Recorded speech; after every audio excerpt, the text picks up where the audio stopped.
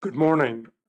Before inviting Mr. McIntosh to lead his witness for today, who will be Mr. Mookerjee, can I just return to a topic I raised last week in relation to particularly the timetable of the submission of closing statements and the oral hearing we provided for in next year. As I indicated last week, having considered the impact of my proposal on a legal representative's professional commitments and entirely accepted that these should not be disturbed. What the mechanism that I have adopted is to withdraw direction 11. The document doing that will be designated direction 12. This should be issued this week, possibly even today. And effectively what it does is reinstate the previous timetable set out in direction 10 and repeat the other provisions of direction 11. So I trust this addresses the issue that arose. Now, Mr. McIntosh. Mr. Mookerjee, please, Mark. Yeah.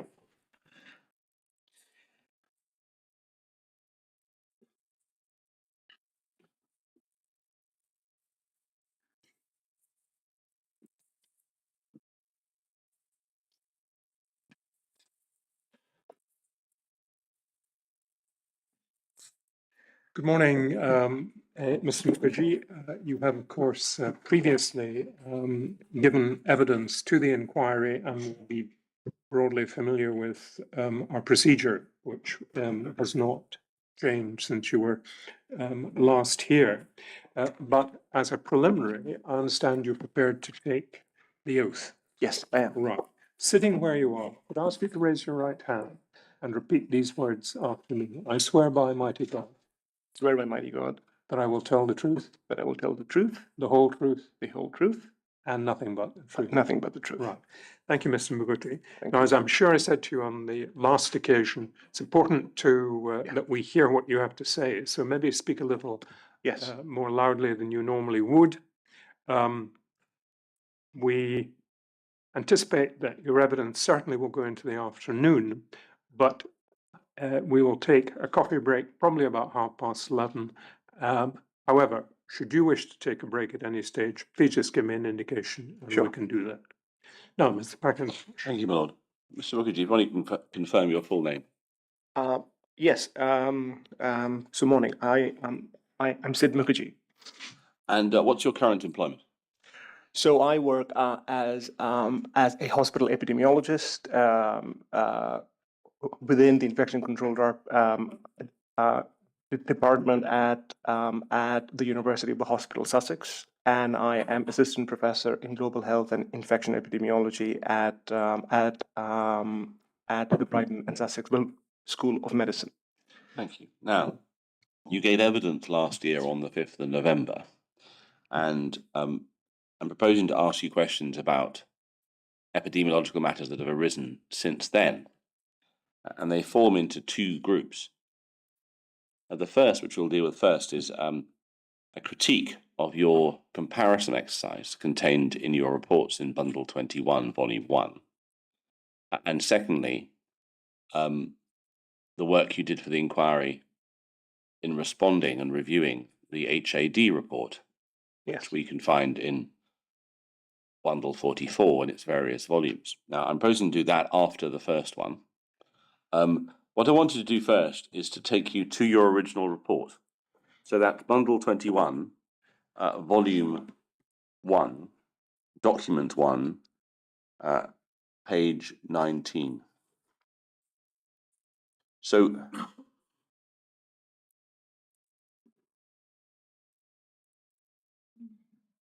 we land in the early stages of this report where your discussion is what you aimed to examine in the original report is at 6.2. Yes. And the second bullet point, what was that involving you planning to do in your original exercise? So with regards to point 2 and 6.2, the aim was to look at the infection episodes as a link to environmental bacteria and fungi in comparator institutions, which were large enough and comparable enough to the RHC for the period from 15 to 22. Now, I think you're aware of criticisms that we went through when you last gave evidence of your comparator exercise, largely raised by NSS RHI, that you had failed to take account of confounding in the design of this study. Just to put this in context, can you set out what you understand the criticisms were and how you would respond to them, just in summary terms? So I guess in summary terms, the criticisms were, well, the first one, as I understand it, was that were these comparator institutions ones that you could compare the RHC to? From that, I got that the criticism was the pediatric hematology units and the patients between the RHC and the comparator units in a state that they were comparable. And the second was about, are we comparing like to like in terms of the methodology of in terms of how the infection rate has been calculated. And was there a particular aspect of that second criticism that related to the use of method of deduplication? Yes. So to expand on the second one, the point was raised, or the question was asked whether the comparator institutions so abided by what was asked of them, which was that we need deduplicated infection episodes. When you communicated with the comparator institutions in a freedom of information request, did you tell them what deduplication standard to apply? We so the freedom of information stated explicitly that we wanted the infection episodes to be deduplicated. But did it say how to do that? The methodological? It did not, from what I recall, explicitly state the methodology that they should adopt, but I think the expectation was that since large acute trusts, as part of their routine and monthly reporting of infections, to, for example, in England, to UKHSA, and in Scotland, to the corresponding entity, submit deduplicated infections on a monthly basis, as is mandatory, to these institutions. That method, which is recognized as the only is recognized and is consistently applied in terms of the 14-day rule to bacteremias, would be applied to the infections that they sent back. So just before we go into that in detail and come back to your response to the criticisms, you mentioned how hospitals in England might behave in respect to monthly reporting data. You also mentioned Scotland. Do you have any knowledge about whether Scottish units send monthly bloodstream infection results deduplicated to a national agency? Do you know whether that happens in Scotland? Yes. Right. But if we focus on the English units, effectively, you didn't tell them how to deduplicate because you assumed they were going to do it the way everyone else does it in England. Absolutely. Right. Let's go back to the first criticism, the one about the comparability. How did you address the criticisms from, amongst others, NSS, that you weren't taking account of confounders in these differences between what turn out to be two small units, Cardiff and the Vale in Oxford, a larger one in Leeds and a much larger one, albeit not the same age range, in Great Ormond Street? How did you take account of that in your methodology? So in epidemiology, it is recognized that one crucial way in which you can adjust for confounders, which you accept are at play in any large NHS institution, is to make sure that the data that you are using to say something about them, so in this case the infection rates, is for a period that is large, and by that I mean that that the range, in this case years, is a long one. Secondly, that when you are using the data, whereby you're comparing, so in this case, as we did, the RHC to the comparator units, that you make sure that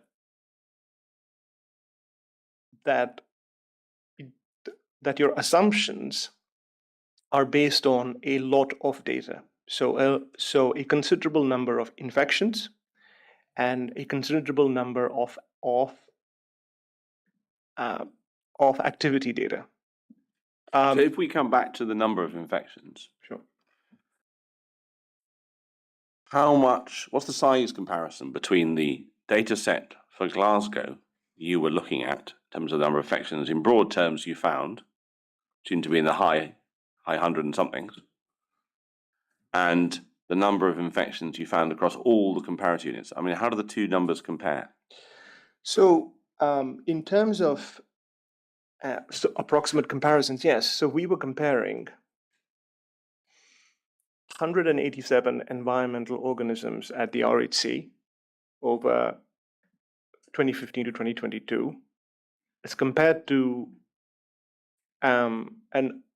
approximately 3,000 or so environmental organisms for that period from the comparator units. For the four comparator units. For the four comparator And when units. you look at the activity data, I don't want to reopen the discussion about is admissions better than bed days. I think we've done that and we move on. But just in terms of, I think you eventually used admissions. What's the differential between the number of admissions effectively in the Glasgow Schehallien activity measure and the scale of the admissions across the comparator units? So the comparator units, so approximately had 150,000 admissions for the period 2015 to 2022. And the RHC would probably be around 10 to 12,000, Right. or maybe so in the ballpark of that. So putting aside the deduplication criticism for a moment, to what extent are you effectively taking the position that the scale solution addresses all the confounding problems? Is that effectively your response? Well, absolutely, because in epidemiology, what you want is, or what you're saying is, if the scale of the data is large enough, Yes. that the precision of the estimate is more precise. So the larger the sample data, the more precise the estimate. Okay. If you go back to Bundle 21, Volume 1, page 19, in section 7, you have a table which is split over a page, 7.1, and it makes it slightly harder to read. But if you look at the first box, and this is not the whole of the first box, the data is patient infection episodes. The data specifics then says Queen Elizabeth including RHC. If we go over the page, we go back again, the case definition is what case negative bacteria environmental over the page and enteric group and fungi. Now, if we then go back over the page to the first page to 19, and then you have the details of the analysis, gram negative and fungal bloodstream infections positives for the over the page Schehallien patient cohort, i.e. samples taken in wards 2A, 2B, 6A, 4B for the period 1522. Do you effectively list the infections that fall within that case definition elsewhere in the report?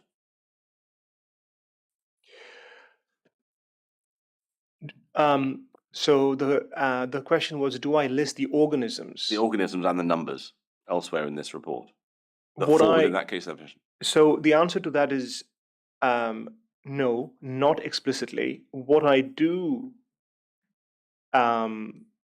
make note of. Sorry, no, not exclusively. Sorry, No, not explicitly. explicitly. Yeah, Thank you. explicitly. Yeah. So because if we Sorry go about to page 25, what is this showing? So page 25, yeah, I expect, yeah, at 8.1.16 is the summary table of the environmental bacteria and fungi which were attributable as per the spreadsheet that was provided by NHS-GGC to the physical spaces that were 2A, 2B, 4B, 6A. So it is essentially the final list of organisms that I arrived at after my analysis. And is it effectively, if we go back to page 19,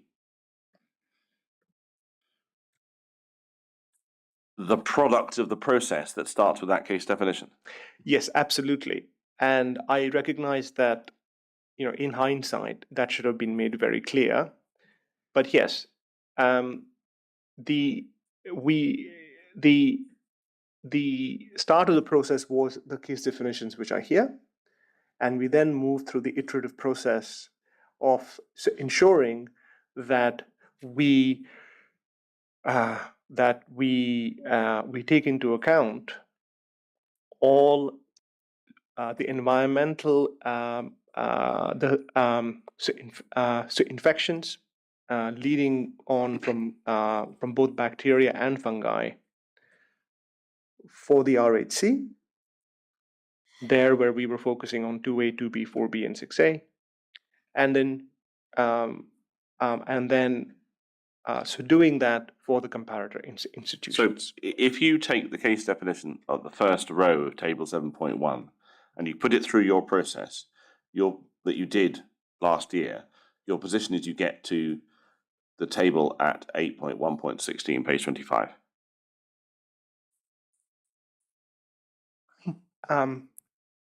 Yes. Right. Yes. If we go back to page 20, we look at the comparator institutions row. You have the same words in the third column: gram-negative bacteria and enteric group fungi. Yes. The source is FOI, and then you have, if you jump back the previous page, Is the difference of the definition limited to just geography, back to page 20, or is there any other difference in the definition? No, the difference of the definition in terms of the details of the analysis is only the difference is only that for the Schiehallion patient cohort, we took the physical spaces of 2A, 2B, 6A, and so 4B, and we took everything that was environmental bacteria or fungi from the other units. But in terms of geography, you gave them the definition of the pediatric hemato-oncology and allowed them to work out what was included. Absolutely, yeah. That's Now, what we did. is there in your original report, in fact, any of your reports to this date, a list of the species, genesis, the species and genesis of gram-negative environmental and enteric group and fungi that appear in that third column? Have you got a master list in your reports? So you can sort of check off against the master list. No, I don't think I included a master list because saying that I think there is a broad list that I include in one of my 2025 reports where I compare the organisms that are included within the CNR, but compare it to the HPS and compare it to my quantitative report and the HAD report. But in answer to your question, prior to that, there is no master list. Now, what I want to just check is two things. They're quite long questions, and so I'm going to give them at a slow speed. If there was a species of bacteria that caused a bloodstream infection in the Schiehallion unit that met that case definition in the third column on page 20, would a bloodstream infection of the same species in any of the comparator units be counted for the comparator units? Absolutely. Yeah. If there was a species of bacteria that met the case definition that didn't cause an infection in the Schiehallion unit, but did cause an infection in one of the comparator units, would that be counted in their rates? Absolutely. Right. Would you accept the criticism that this is not clear from your original reports? Yes, I do accept that. Now, you produced your report. You went through a series of iterations, one of which involved a replacement of your admissions data set by a new admissions data set. Yes. Can you explain from your perspective how that came to be necessary, the replacement of a first admissions data set for Schiehallion with a second one? So as I recall, once a near draft of or it might have been the finalized the quantitative infection link report written by me was circulated, that a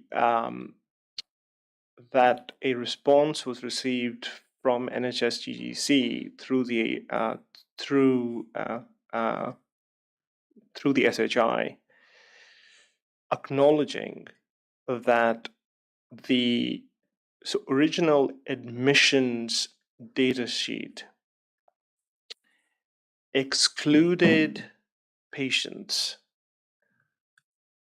with a length of stay less than 1, which essentially meant that they had excluded from the admissions numbers anyone with a day stay.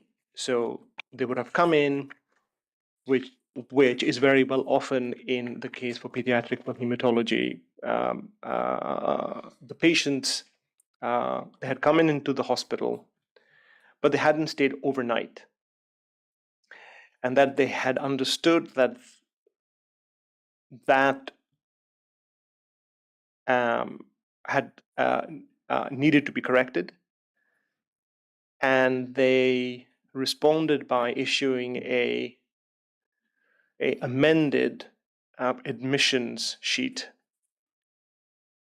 This time, giving the number of admissions, but including the admissions of patients where the length of stay was less than 1. Would you accept that they did actually say that on their document? You hadn't noticed? Yes, absolutely. So it wasn't something that I was aware of, and I was only well made aware of this once they had seen the analysis that I had issued through the quantitative report. And then it became necessary to do a second recalculation, didn't it, just before the Yes. hearing? What caused that? If I remember correctly, the second recalculation right before the last time I gave evidence was in light of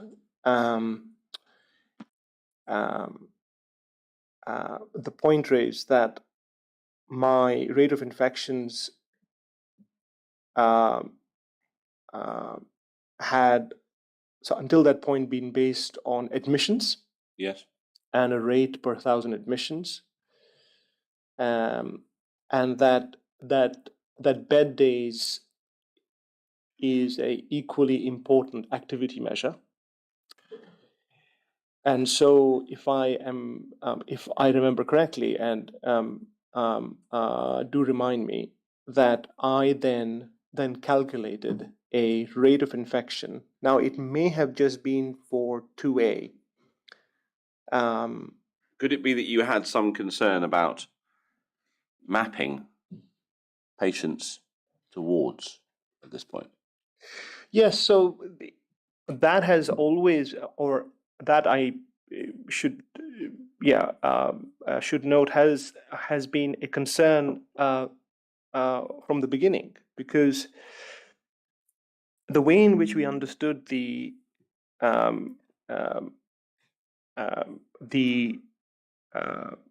or the way in which we went about. In this case, it's you and Dr. Mumford and Ms. Dempster. Yes, absolutely. Went about understanding what the rate of infection within the Schihalian cohort to be, is that we looked at the physical spaces of 2A, 2B, 4B, 6A to be the physical spaces that encapsulate the Schihalian patients. It was so, and therefore in terms of the infection data for completeness, was based on samples that were linked to the physical spaces of these 4 wards. Does that mean that on the sample record it said 2A? Yeah, absolutely. And so if it said another ward, you wouldn't count it? Yes, would not be counted. So it had to explicitly say that this sample was taken on 2A, 2B, 4B, or 6A. Now, the difficulty was, of course, to emulate that for the admission data. And that took a lot of work, a lot of work between myself, with Dr. Mumford, and with Ms. Dempster, to map as accurately as we could. Yes. The admissions that were peculiar to 2A, 2B, 4B, and 6A. So when the second admissions sheet was issued, that whole process had to be redone, so that we again had to calculate from scratch what the admissions, but peculiar to 2A, 2B, 4B, 6A would be. Right, what I want to do before I turn to the criticisms made of you is to sort of get you to the point you got to when you gave evidence. So we can look at bundle 27, volume 17.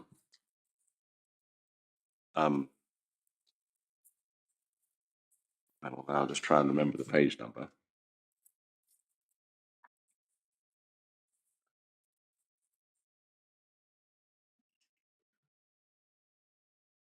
No, volume 18, sorry.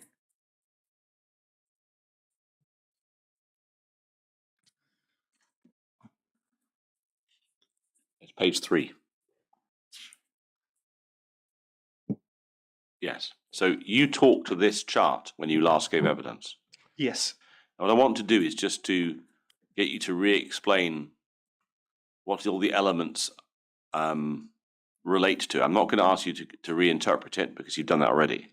Sure. Just to provide context to where we're going, I want to walk through each bit of color on here and work out what they are. So the blue vertical bars, what do they record? So the blue vertical bars is a percentage figure for water samples which were positive in that year. Now, did you eventually do a comparison between the water positivity rate and one of the other lines on this chart? Yes. Which was the chart you compared the water positivity rate with? The line you compared it with?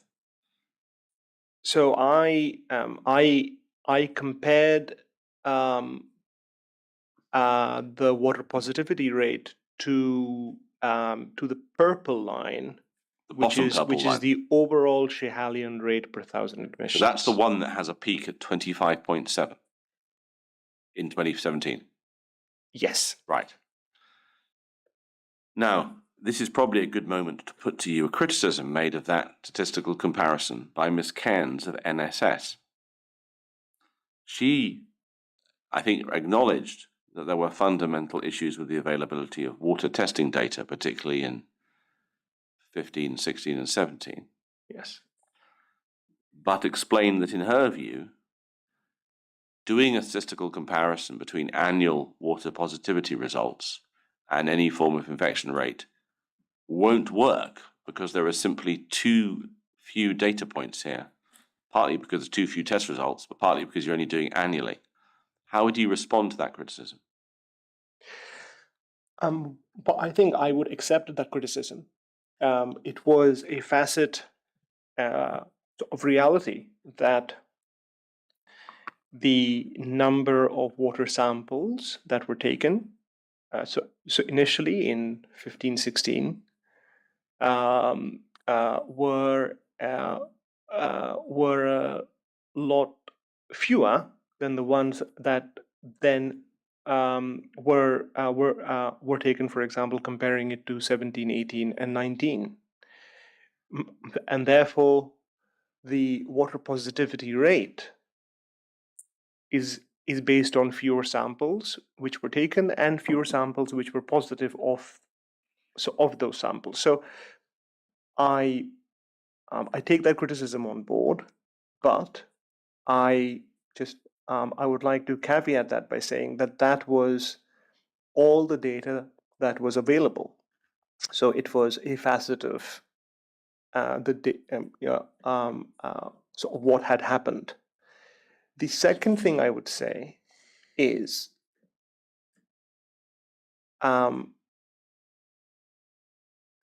that what we eventually did, and you can see from this graph here, is that we took the water positive, we took the rate of water positivity in these blue bars over 2015 to 2020. Yes. And when we say we compared the water positivity rate, what we compared really in epidemiological terms was the trend in water positivity so over the time period, so 2015 to 2020, to the trend of the overall to the overall Schiehallion rate per thousand admissions. And the trend was analyzed using a tool in epidemiology and called a correlation coefficient, which essentially tells you whether, if you lay the two trends side by side, how well do the dips and the peaks, and when these peaks happen and when the dips happen, how well do they correlate with each other? And so the correlation coefficient tool gives you a value, and the value is a measure of concordance. And that value that I calculated would have been a value that is a measure of how the overall the trend of infections aligns itself to the overall trend of water positivity. And I got a high-ish value of, I think, and I can be reminded of it, maybe if we go back to the quantitative report, but I think it was around 0.7, if I'm not wrong, or thereabouts, which from the literature, what you can take from that value for the correlation coefficient is that there is a strong to very strong association or concordance in the trend of the Schiehallion rate per thousand admissions with the overall trend of positivity from the water samples. Could that concordance, be driven actually simply by the quantity of testing, particularly in 2018? And so 2018 is simply distorting the whole exercise by being this massive peak of testing in, I think, February, March, which we see in Dr. Chaput's reports. Could that just sort of effectively skewer the whole thing in one direction, and therefore Ms. Keynes' criticism has some value, because whilst you've used what you can use, what you have available to includes this massive peak of testing. Yes, I think I would accept that. I don't think we can. I think we have to accept the argument that water samples were taken as a reactive measure, and therefore more water samples were taken for a period in reaction to what was being seen as rates of infection. Now, and the perhaps simple point, and I apologize for making such a simple point, the more water tests you carry out, the more samples you take, the likelihood is you're going to find more positives in raw numbers. In raw numbers, yes, on the proviso that the rate of contamination of the system remains the same. Because essentially, if everything else remains the same, the more water samples you take, you would expect a higher proportion. Well, not a higher proportion, but just more in terms of the numbers of water sample positives. What I would like to say here is that percent or per 100 is what I have here. Okay. So what the blue bars here are, or what we can take from the blue bars here, is percent or per 100, what is the rate of positivity. Now, with all of those caveats in terms of reactive water testing. What it does, well, tell you, this graph, is that 7.6% of all samples were positive in 2017. 17.36% of all water samples were positive in 2018, and 11% in 2019, 6% in 2020. So what it says is that a higher proportion of the water samples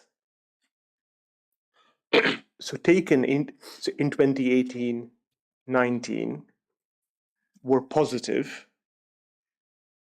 as compared to 2017. I won't compare it to 2015 and to 2016 because we recognize that the context was not the same then. If we go back to this table on the chart on page 3, I think the question about the green line, the yellow line, and the dotted purple line, do these actually come from previous calculations before you adjusted your admission day data in an earlier report? This is in fact a chart taken from an earlier report. And so these 3 lines, the green, the yellow, and the spotted purple, are actually the lines out of your supplementary report. Yes, these lines are from the supplementary report. And therefore they predate one of the steps of realization about the nature of the emission data. I don't think that's the case. You think they post-date the realization They post-date the realization that the emission data was overnight only? That the admission date was overnight only, and therefore they are based on the second admission sheet, which takes into account the overnight stays. But they might precede this anxiety that patients aren't necessarily where you expect them to be. Well, I think that anxiety has been around for the entire time. Right. And we took that anxiety into account when we specified, as you can see for this analysis, and went with the methodology that let us look at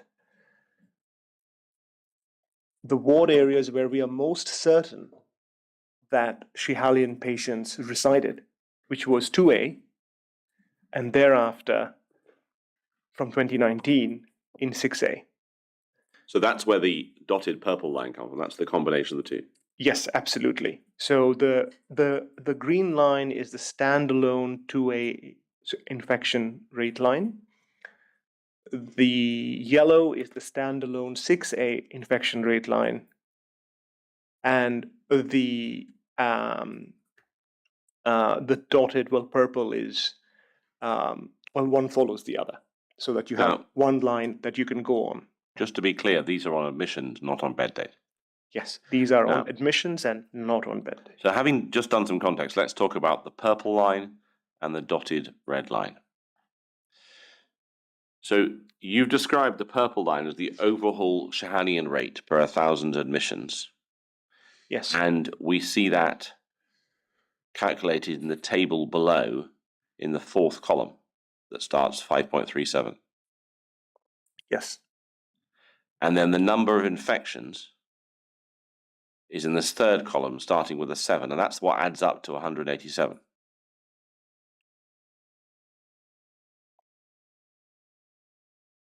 Or does it not quite add up to that? Yes. So the column that reads cumulative infections from table 8.1.15 should add up to 187. Okay. The overall, I can be corrected on that. I mean, it's been a while since I wrote this report, but I think. But it is in fact the numbers that come out of Bundle 21, Volume 1, page 24. And over the page. Yes. Right. Yeah. So these are Sorry, carry on. So these are this table and the cumulative, the column from this table, which carries on to the table we were just at, should equal 187, and is the overall incidence of environmental infections at the Schiehallion 2A, 2B, 4B, 6A. If we go back to volume 27, volume 18, that one, thank you. We look at the overall comparator rate. Yes. So this is you calculating from the number of infections supplied by the 4 comparators. Yes. Through a process which we can describe and deal with in a moment, divided by the admissions provided by them. Yes. Right. Now, we can take that off the screen. What I'm proposing to do is take you to a report, a document produced, I think last week, possibly a little bit before then, by Dr. Chput, who gave evidence on Tuesday. So this is bundle 44. Well, sorry, I'll rephrase that. Sorry, that's not quite right. I want to go to original December 2024 report. So that's bundle 44, volume 4, page 3.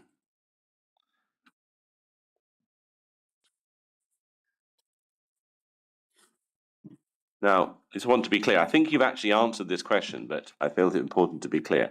If we turn on to page 5, Dr. Chaput describes in her text that table 2 contains a list of organisms contained in multiple sites. And the first column is organisms contained both at Schiehallion and elsewhere. And therefore, I'm not going to ask you about that because I think you've already been clear, and she's clear. Those are in your data set, in your table, in paragraph, in bundle 21, volume 1, page 25. But the right-hand column, were these species counted in the comparator data sets, analysis of the comparator data sets to calculate infection rates for the comparator units in which they appeared? Yes. And if we go on to the next page, she's then analysed for 5 different sites, albeit not referred to them by their names. But for all the infections listed there for Site A, Site B, Site C, and Site D that didn't occur at Schiehallion, were they counted within their appropriate infection rates in your original analysis? Yes. Yes. Okay. Would you accept that wasn't perhaps as clear as it could have been in the original report? Yes, I accept. Okay. Now, what I want to do now is move to her latest document, which actually you've attached as an addendum to your report that we asked you to do. And so what I'm proposing to do is to get a series of documents on the screen and then work through them methodically. Sure. So I wonder if you can go to bundle 44, volume 9. And we have a report from you. And we'll go back to the index page. And what we'll do is we'll ignore your report for a moment, but look at Dr. Chaput's notes, which is on page 17. So if we can zoom out so we can see the whole page on the screen. What I'm proposing to do is, have you read this? Yes, I have. Right. Go to the next page. Now, the way that I read Dr. Chaput is structuring this, and I think it's clear from her evidence, that she's looked at each comparator unit and raised a concern about deduplication. But for 2 of them, she's raised other concerns. Yes. And then she's raised concerns about deduplication for the Glasgow data set.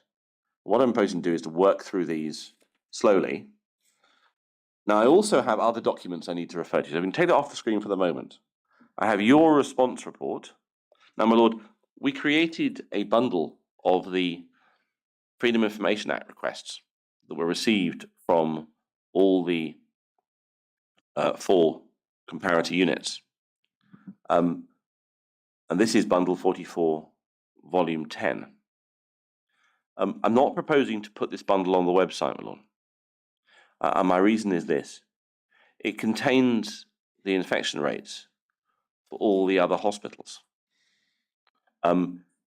It's not of any interest to the inquiry what the particular rate of infection was for a particular organism in a particular hospital in a particular year. We're simply looking for the aggregate.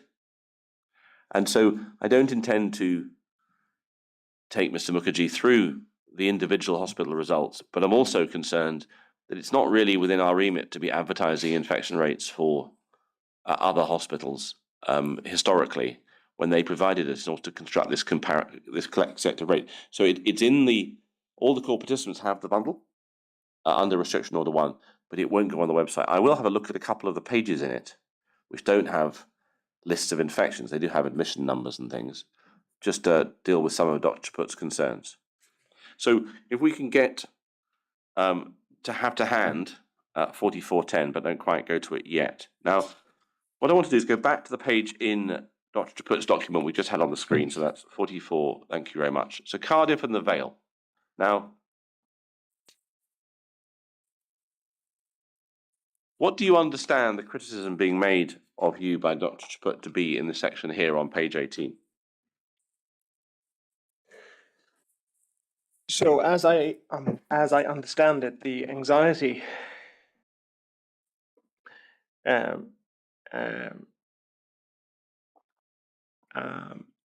way of the opinion here is that the comparators, Cardiff and Vale and Leeds, did not deduplicate their infection samples when they sent it to us.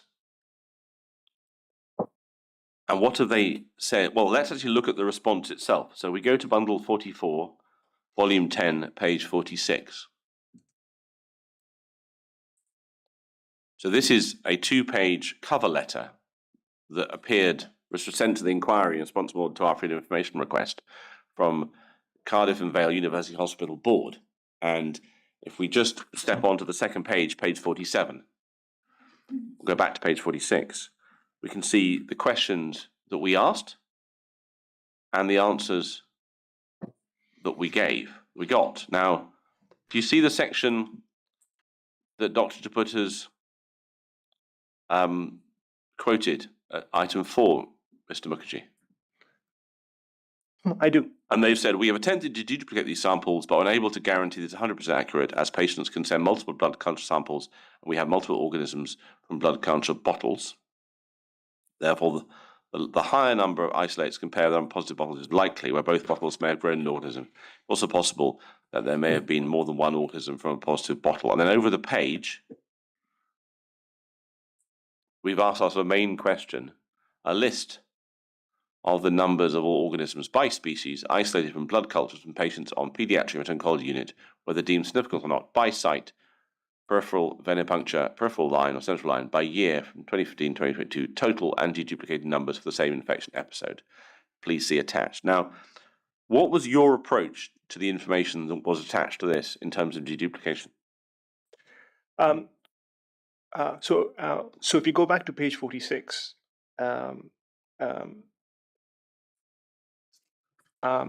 with reference to the line, firstly, so therefore the higher number of isolates compared with the number of positive bottles is likely where both bottles have grown a organism. It is also possible that there have been more than one organism for a positive bottle. This is not a unique statement in that, in every lab in the world that is assigned to a hospital, you will have to deal with the fact that you have that from the same patient you might have a lot of blood cultures, and that some of those blood cultures might have more than one organism, and that you will have some blood cultures where the same organism is put twice. So I didn't see that as unique or especially exciting. We then go up to the paragraph right before. We have attempted to deduplicate these samples, but we are unable to guarantee this is 100% accurate.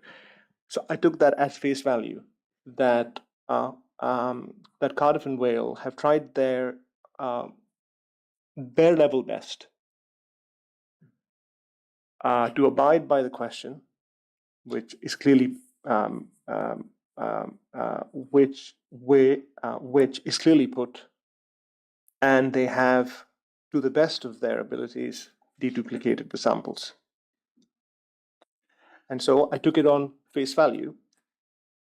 If they hadn't fully deduplicated the samples, which is, to be fair, what they almost say there, what would be the effect on the calculated incident rate for Cardiff and the Vale? What would it do to it? It would have inflated it. And in the context of a comparison with a rate in the Schiehallion unit, would that increase the chance of there being a difference or reduce the chance of there being a difference? It would reduce the chance. Why? It would reduce the chance because you'd be comparing deduplicated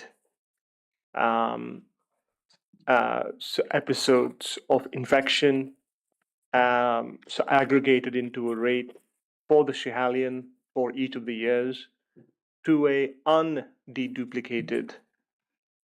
So essentially, all environmental and fungal infections from Cardiff and Vale. So there would be more infections in Cardiff and Vale recorded than there actually were. Yeah, exactly. Right. We go back to bundle 44, volume 9, and the page. Yeah, we look at the lead section below. So Dr. Put's note says the FOI return from Leeds clearly states the data have not been deduplicated at all, contrary to what you asserted in your reports and oral evidence. Now, she is right. You did assert that it was deduplicated in your evidence. Yes. Yes. If we go and look at the actual response, which is volume 10, page 52, jumping rather than going through the pages. So this is a letter to us. And we look at the response. I think the detail will come on the next page. Now, question 6 I read out before, but what's the answer to question 6, Mr. Mookerjee? So the answer to question 6 is, and I read here what they have noted is that what they have offered in that summary in responding to question 6 is they've noted that where you request total and deduplicated organisms by episode, the telepath, which is a system that that is widely used by the NHS, does not carry data on what constitutes an episode. So we've been unable to provide that part.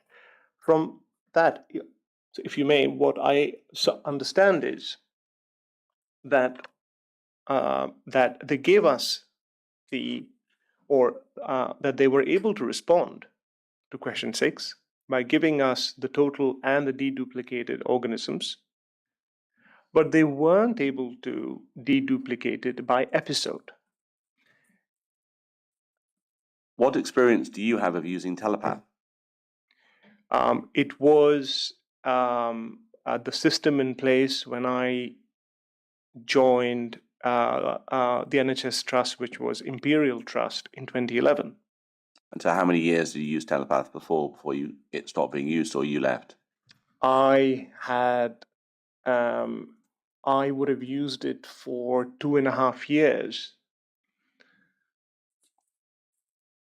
Now, if we think about this criticism, how do you respond to Dr. Chaput's comments? We go back to volume 9.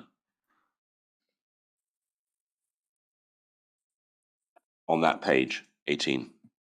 Do you accept what she's saying or do you not accept it? So I do not, because what is being implied here is that you need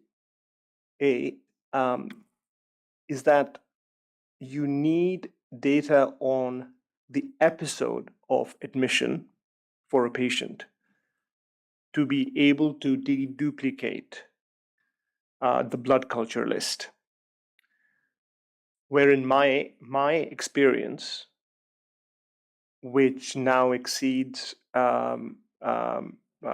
total of about 18 years, is that all you need is the collection date of the blood culture and a unique and a reference which is unique to a patient. So, for example, in the spreadsheet that that is the infection episodes from GGC, each unique patient has a unique CHI number. And it is with those two sets of data that essentially, in very simple terms, you can arrange the blood cultures from oldest to newest, and apply the deduplication to the list. So are you effectively saying that just because lead doesn't retain episode data, it doesn't mean it couldn't deduplicate? Absolutely. I have never found to be, or I've never found to be in need of the episode in order to deduplicate data if I have the collection date of the sample and the hospital number or a yeah. If we can go to page 19. Now, if I understand Dr. Chaput's criticism here is that you've only had part of a year's data for 2016. You basically had October, November, December infection data, but you've divided that by a whole year's admission data. Is that correct? So I think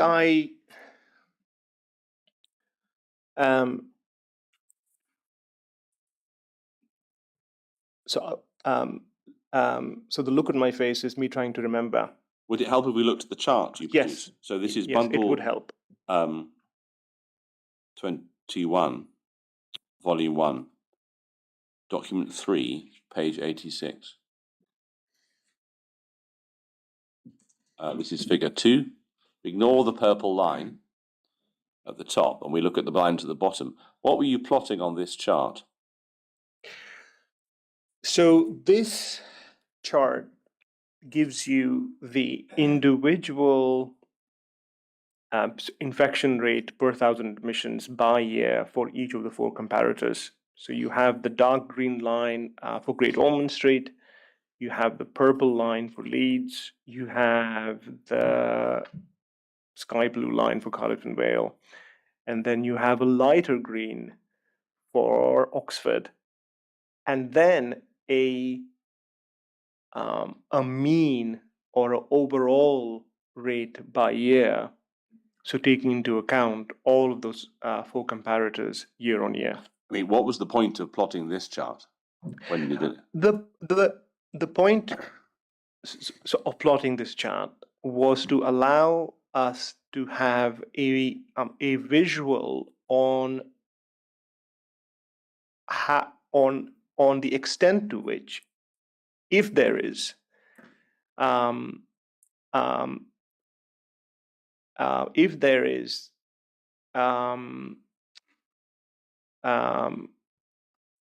what's the word? If there is something to be said about the rates of infection for, or the rates of infection between these 4 units to be different for any 1 year. So essentially, what I wanted to sort of say was to look at the variability or the spread in infection rates. Are you effectively from looking these 4 units to see if there's if one of these units is doing something unusual compared to its colleagues, as it were? Absolutely. So I wanted to visually be able to represent whether, yes, one of these units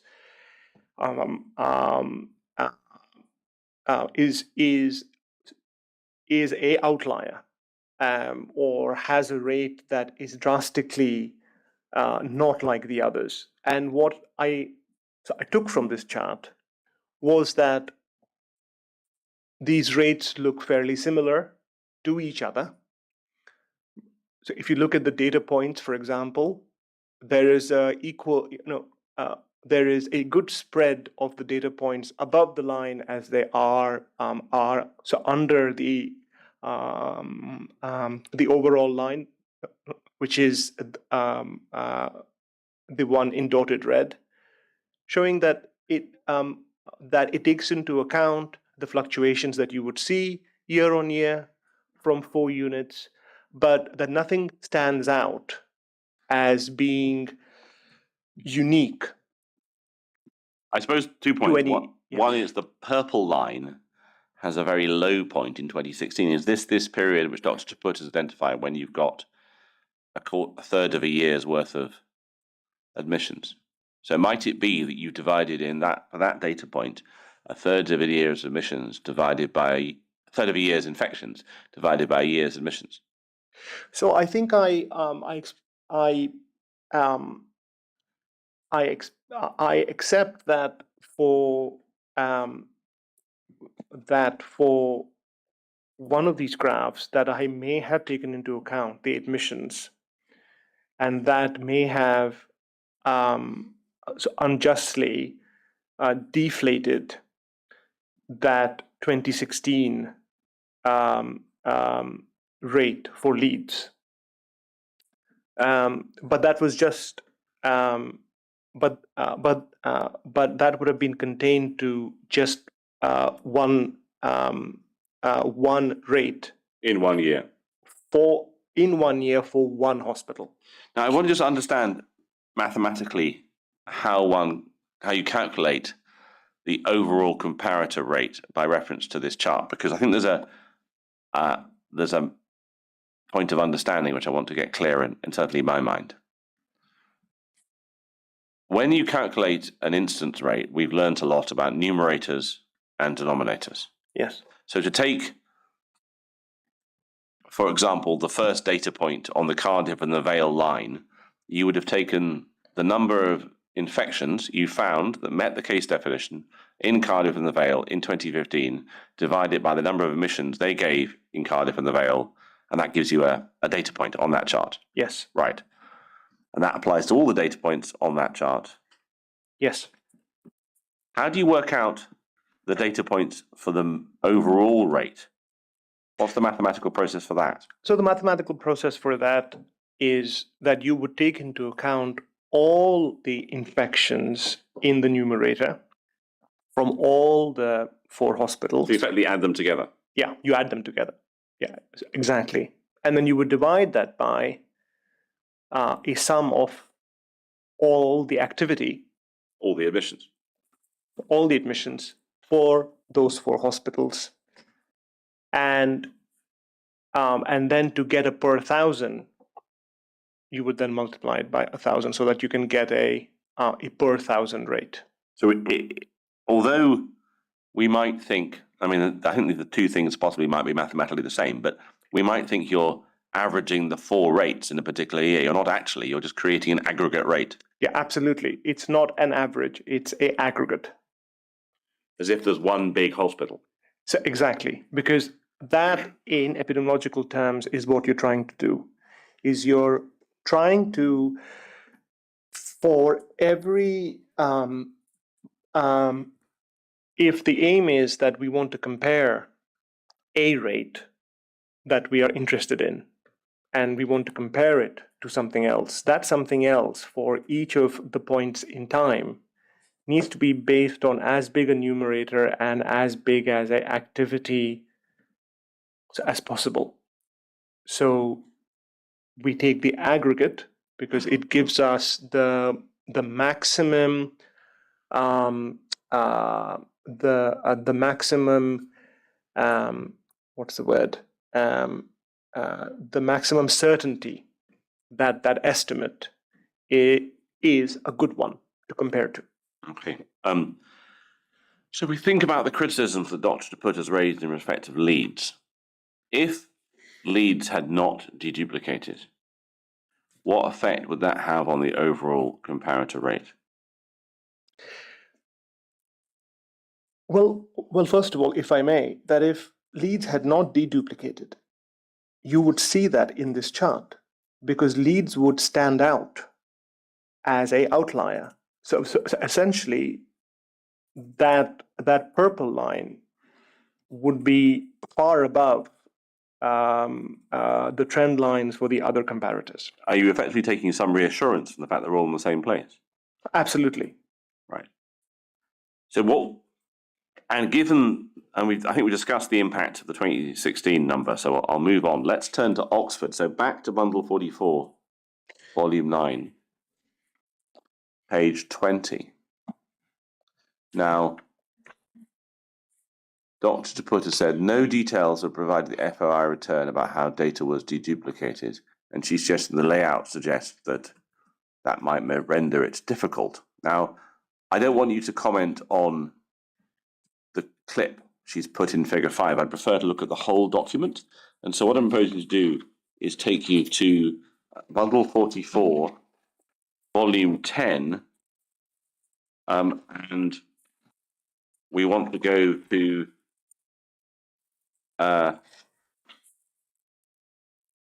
page 59.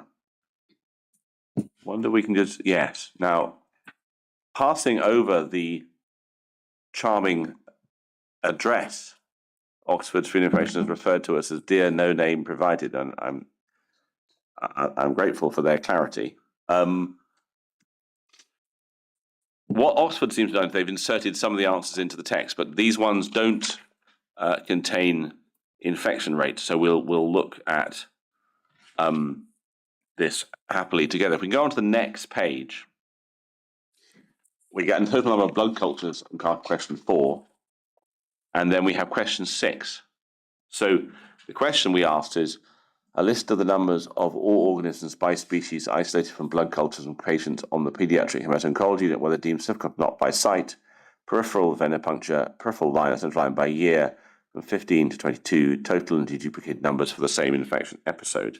And they then say answered on attachment. What was your conclusion about whether Oxford had deduplicated? What I took from this was that Oxford answered the question and that they had provided us with the numbers that, as we had requested. There was no reason for me to think anything else. What about Dr. Chaputta's reason, which is on page 20 of bundle 44, volume 9, which she explains that the way they've reported the results divided between, in some cases, between red port and white ports, would indicate incomplete deduplication. Why would you not think that was a reason to be suspicious?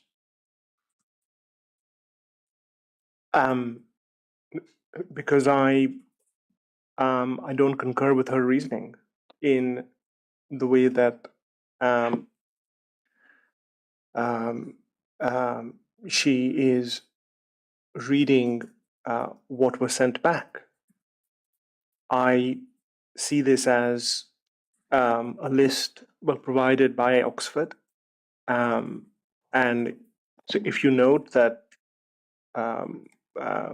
that FOI, when you send it in, first of all, you might get replies back, like for example from Leeds and from Cardiff and Vale, where they will and they should and they are required to enter or to summarize the caveats inherent within their answer. So Oxford has not done so. I am sure that this isn't the first FOI that Oxford has had to answer. They've been around for a very long time. Most NHS trusts are dealing with at least, so anywhere between, so specific to infection episodes in my time at NHS Trust, which now extends to 16 years, there's a minimum of 3 a month. So this wouldn't have been new, and they had ample opportunity to ask SHI for clarification. But they didn't provide any caveats, and that's good enough for you. Yes, they did not, and that is based on the proviso that this is a open conversation being had through the FOI. If they hadn't deduplicated, I mean, would the answer effectively the same as the Leeds one, that it would stand out on in the data in the chart we just looked at? Absolutely, it would stand out, and that was the reason, or that is the reason why that chart is so useful, because it provides you with what is essential in the first few steps of investigating from an epidemiological perspective anything. Either that you lay out the data and that you visualize it, and there's a lot to be said to be able to do that and to infer things from that visualization. So I didn't see anything that would flag to me regarding the manner or the completeness with which Oxford replied to the FOI. So if we go to the bottom of page 20, Dr. Chaput sets out her concerns about Great Ormond Street Hospital. Now, I think probably it's important to go over the page at this point and just look at, she's provided the top of the data set. Now, if we just notice the columns on the right-hand side before we go back and read her text, there's a column called samples, there's a column called total org, and a column called episode 14 day. If we go back to page 20, what I'm going to propose we do is that we look at the cover document for Great Ormond Street. So that's bundle 44, volume 10, page 6. And what I want to do is to go to page 8, which contains the answer to question 6. So the bottom of the page, if we could zoom down, so the bottom half of the page is as visible as it can be. Thank you. We've asked the question, but they've slightly cut down the text. So it now reads, a list of the numbers of all organisms by species isolated from blood cultures from patients on the pediatric oncology unit, whether deemed significant or not, by site, peripheral venipuncture, peripheral line. Please see the table below, which shows the numbers of all organisms by species isolated from blood cultures from patients on the pediatric oncology unit, whether deemed significant or not, by site, peripheral venipuncture, peripheral line. If we jump over the page,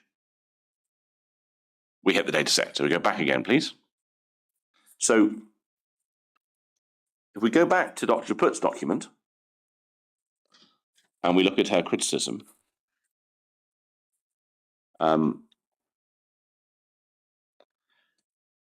she discusses her view that you thinks that that the first column, this is the third line from the bottom, in short, the first column gives the first total positive samples, no deduplication, while the third has been deduplicated by episode. If Mr. Mookerjee had indeed used deduplicated data, he would have focused only on the third column. So if we go on to the next page, and we take the top of the page, please. Just get right up there. Just keep going further, please. Thank you. Now, when you were working out what information to put into your total for Great Ormond Street, which column did you use? So I have to say that I did this so early on in 2024. So excuse the broadness with which I'm going to answer this question, but I remember taking into account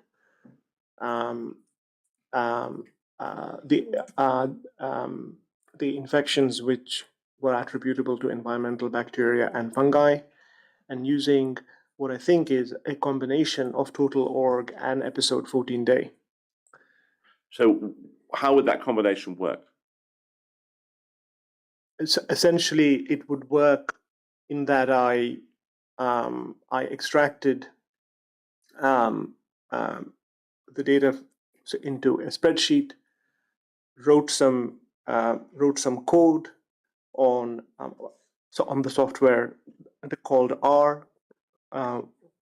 which we are now familiar with, write in assumptions, and then so ask for a output. And what would the code do to these two columns? What I wanted to, or what I asked the code to do, was to compare these two columns, because I recognized then that I was not particularly clear about what they meant by episode 14 day,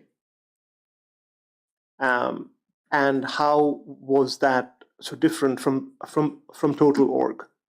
So what I asked the code to do was that effectively, for every line where there is the blood culture of interest, to give to take into account both these columns, report any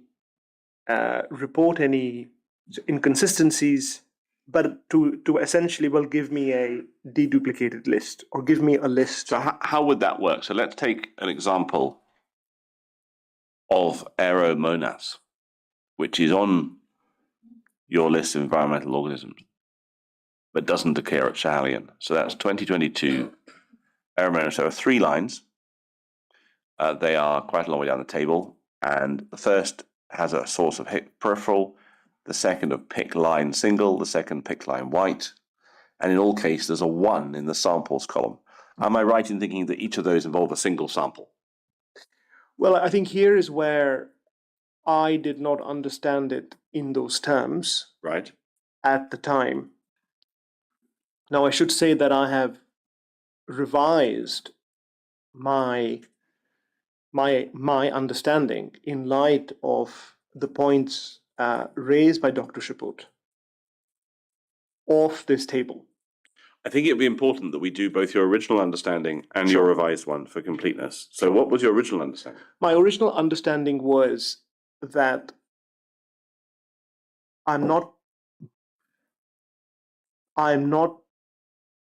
that there is no reason to see, for example, if we take into account years 2022 and the organism Aeromonas, and the fact that one is from or 2 are from PIC lines, and 1 is from peripheral, as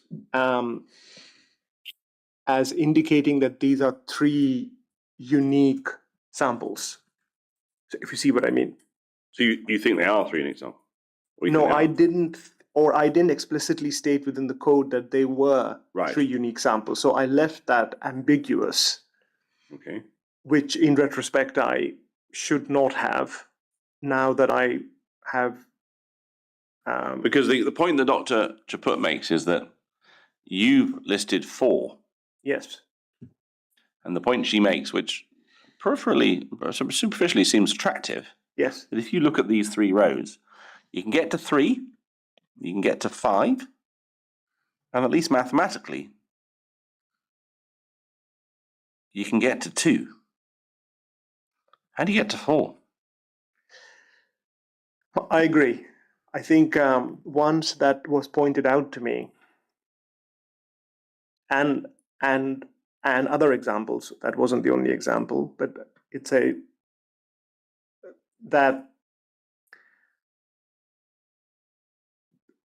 the code should have outputted one of those numbers. If it took into account the samples, it should have been 3. If it took into account the total organisms, it should have outputted 5. And if the episode 14 day, then it should have outputted 1. Why wouldn't it output 2? Sorry, I don't understand. No, sorry, I was looking at. I should put my glasses back on, actually. Not 2, sorry. 3 or 5 or 2. Sorry, not 1.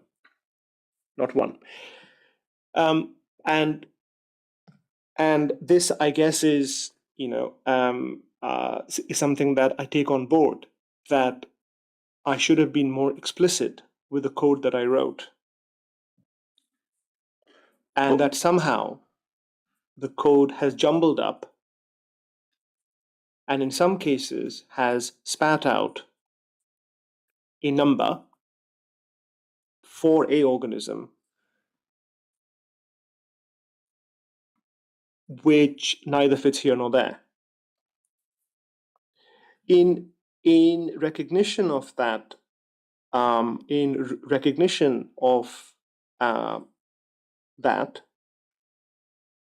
when I received the points from Dr. Shaput, and I read through her criticism, which was very well which was very well helpful. And I should sort of just note for the inquiry that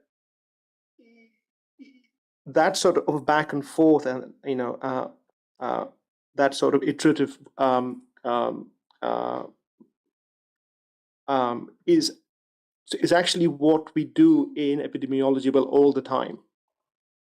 You would do something, you would then have a colleague check it. They would have a few things to say about it. You then improve on your analysis. So unfortunately, as part of the inquiry, that takes the form that it does in terms of things being submitted and then things being looked at, and then of course you have colleagues who then understand the math and understand the data, then come back to you. So I accept, I recognize, and I took into account the rebuttal, and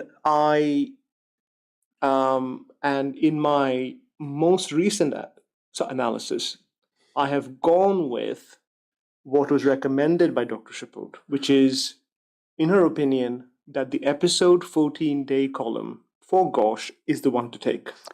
Can you help me with something that I simply don't understand? Sure. I understand that that's what you've done, but let us use an example of an organism, and I don't know whether it's in the environmental.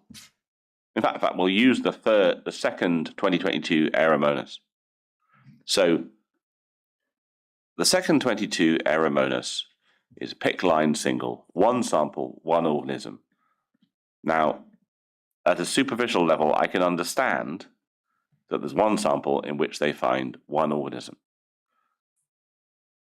When it drops to 0 in the final column, is that indicating that that particular row is possibly duplicating another row for Aeromonas, and therefore you should drop to 0? Yes. So looking at it now on face value, that is what I would take away from this. Yes. Okay. So although it's a bit weird that you've got a 0 in an episode 14-day column, you're effectively saying that's because this row drops out because it duplicates another row. Yes, because and I go back to the returns from the other comparators, that they were clear about the final number per organism once they had done the deduplication process. Yes. Here, GOSH have gone above and beyond and almost provided what I saw as their workings. So in terms of, you would normally be looking at samples, the total org, and you would have the stats package then give you a column where the package is making the distinction between if something is to be accepted because it is unique or not accepted because it's a repeat. But what I would have expected from GOSH, so ideally is in keeping with the other comparators to just give me the final number. Right. Before we go to how you took account of Dr. Chaput's work, I wanted to go back to the comparator chart that you did last year. Sure. Bundle 21, Volume 1, page 86. So if I understand correctly, GOSH is the dark green. Yes. And in fact, it's the highest rate in each of 15, 16, 19, 20, 21, and 22. For most of the period, yes. Yes. So what would be the effect of deduplicating it in the way Dr. Chaput has done on its place in this chart? Oh gosh, would it pull it down within the groups? Absolutely, because, well, first of all, I should just say a short statement that when you look at Gauche here, with the caveat that that we have discussed regarding how I calculated being a black box to begin with, but actually, yes, the Gauche rate is one of the highest.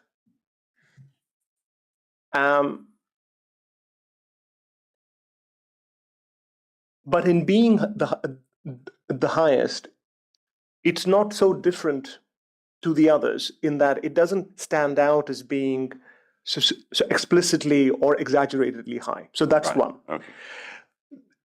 If we will come to the analysis bit, the chart bit. If you will take into account as is suggested by Dr. Chaput, the 14 dedupe column, that rate for Gauche will go right down to being one of the lowest. Okay. So essentially, while exaggerating the difference between the Schihalian rate, whatever that rate might be, and the Gauche's rate as a comparator. Well, Lord, this might be a good point to have our morning coffee break before we turn to this new Gauche rate. Yes. Could I ask you to be back for 5 to 12, Mr. Mookerjee?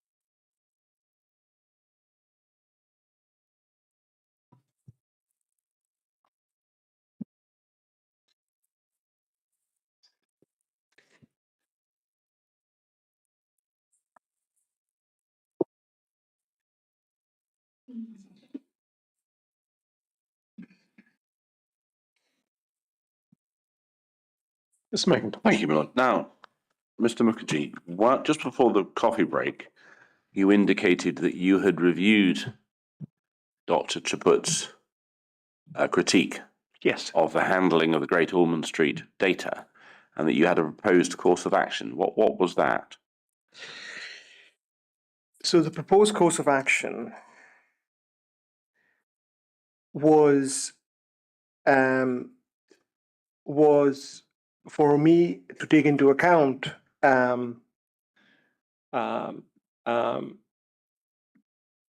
data in Dr. Chaput's opinion which should have been taken into account by me with regards to the GOSH set of data, which is to focus on the column 14-day dedupe or 14-episode dedupe. And is it in essence just to simply take that column? It is essentially to take that column as representing the infection incidence of environmental bacteria and fungi for GOSH, recalculating the rate of infection per year for GOSH. But only for the environmental bacteria and fungi that meet the case definition? Absolutely. And then for completeness, so taking into account what I call the new GOSH rate, and use the numbers and aggregate it with the other three comparators to come up with a new, overall comparator rate for each of the years from 15 to 22. Okay, so I won't take you to your calculations yet, but I'm just to be clear, what you've effectively done for Great Ormond Street, you take Dr. Chaput's view, take the right-hand column, only for the case definition organisms, total them up by year, and that becomes the GOSH contribution to the overall rate. Yes. Right. The emissions stay the same. Yes, the admissions remain the same. Now, you produced 2 reports in the last week. Yes. One of them, which I'll show to you, is in Bundle 44, Volume 9, and it is at page 3. And this was produced, it's your first response to Dr. Chaput. And yes. It would be fair to say this one doesn't contain an acceptance that you should use the right-hand column in the GOSH data as Dr. Chaput proposes. Absolutely. No, it does not contain. So why the change of position since, what was it, Tuesday? Well, a recognition that the simplest way to understand this and to help the inquiry in getting to a point where it has the evidence it needs regarding the rates of infection and how that compares to the comparator, and to avoid the back and forth about the methodology, and to put the criticisms to rest, is to take into account what is being noted by Dr. Chaput and the time that she had put into it in formulating the response, and take for GOSH the 14-day dedupe, and if I may add, go further.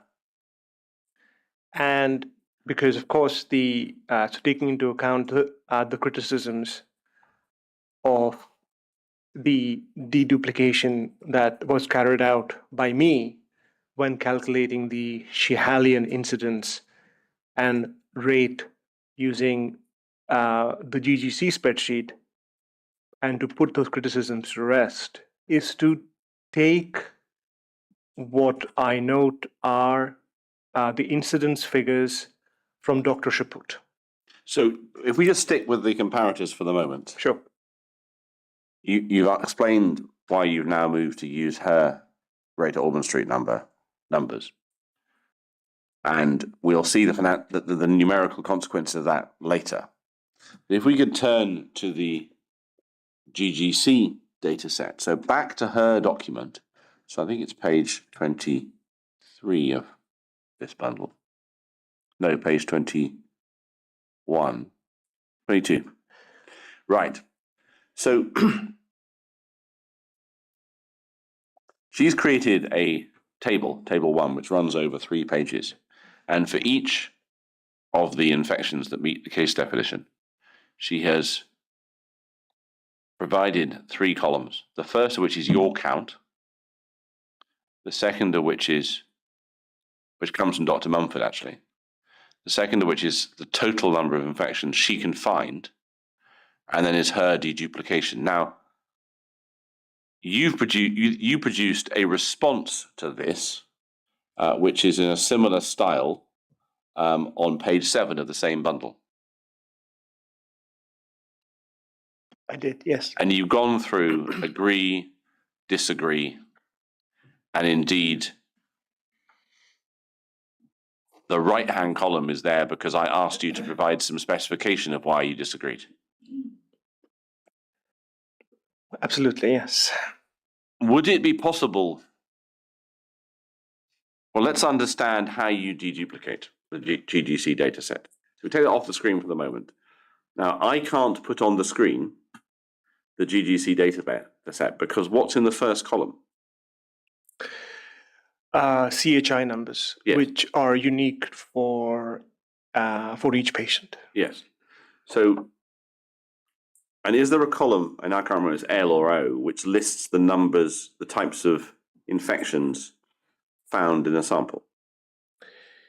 Yes, there is a infection code column, which gives you the sample, which gives you the organism codes. So essentially, the code corresponding to the organism for which the culture was positive. Yes, and whilst it may not at the end of the day matter for the numbers, I think it matters for completeness. Have you any views of difficulties you've had in interpreting the GGC spreadsheet for the purposes of deduplication? Yes. So, I think I, even in the quantitative report, which was my first report that I wrote, tried to be so open and honest about the difficulties that I had in terms of, first of all, understanding that data set and then to using it to produce a deduplicated list of environmental infections for the Schehallien. And I think in my report that you had just had on the screen, I list 2 things which caused me the most problems in terms of adjusting for them. One is that you had if a sample was positive for more than one organism, of which there were many. 1,000. How many rows did the spreadsheet have? In total, the spreadsheet that I got had 216,000 rows. I think it was 215,800, so give or take, rows of data,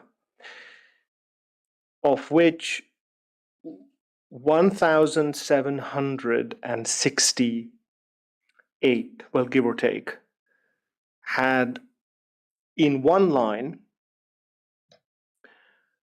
multiple organism codes in one cell, so under the column, so organism code, separated by a space or a comma, but in one cell. So essentially, these were numerous instances of polymicrobial samples,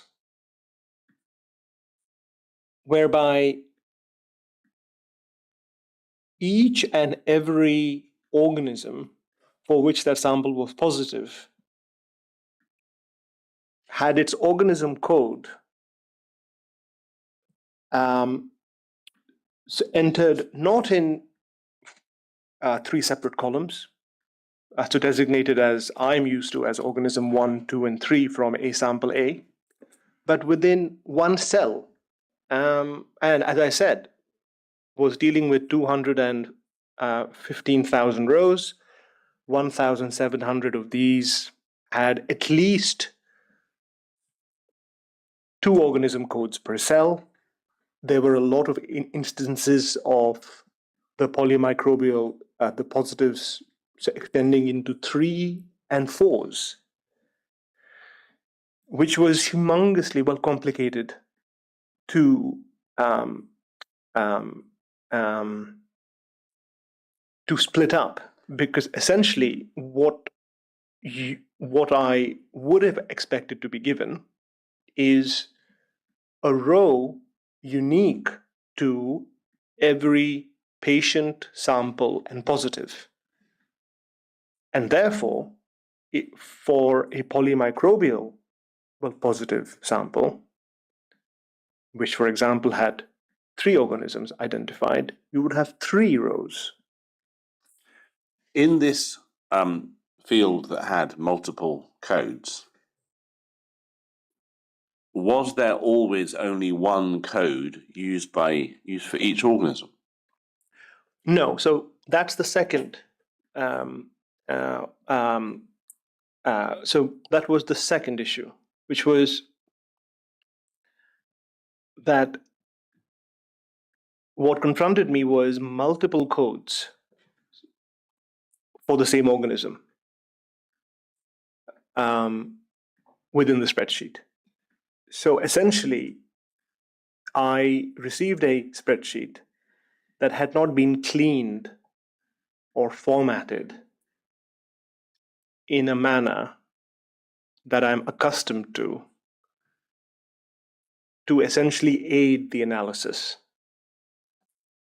How do you respond to the suggestion that Dr. Drumright would have had the same sort of table, perhaps not all the same columns, but with these polymicrobial cells, just like you did? How do you respond to that suggestion? And she didn't seem to have a problem initially with deduplication, albeit she did when she provided us with later data, but she didn't initially have a problem. How do you respond to that? I think the only honest way that I can respond is that in an ideal setting, you would be able to take the aid of a colleague to help in these matters. And if Dr. Drumright and myself had done this together, she would have been a big aid in helping me to analyze the data set. As it was just me looking at 215,000 columns, right, and rows,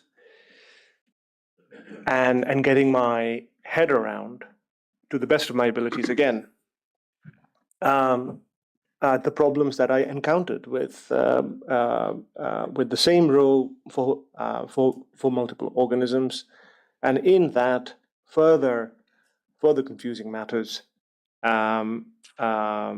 not the same organism code for every instant when a organism was found. And did you eventually have cause to check your coding? Yes, I did.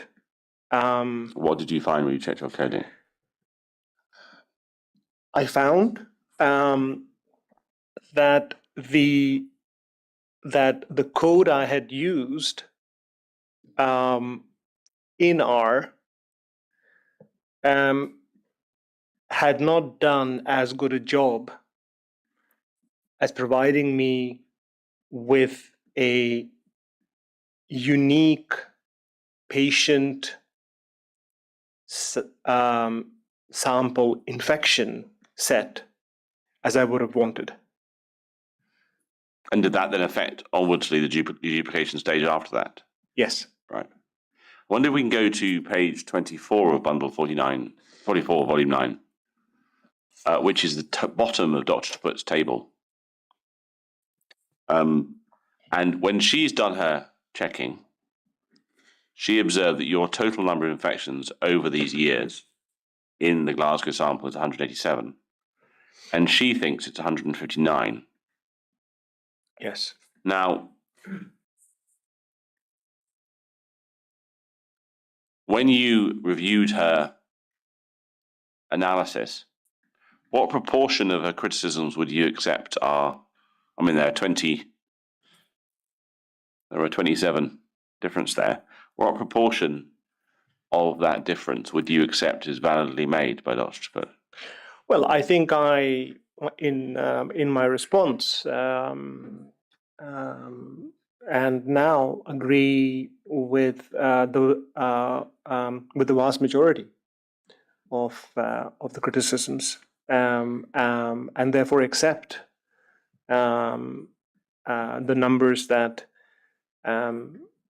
in the dedupe column in particular that she provided to be the numbers for those environmental organisms.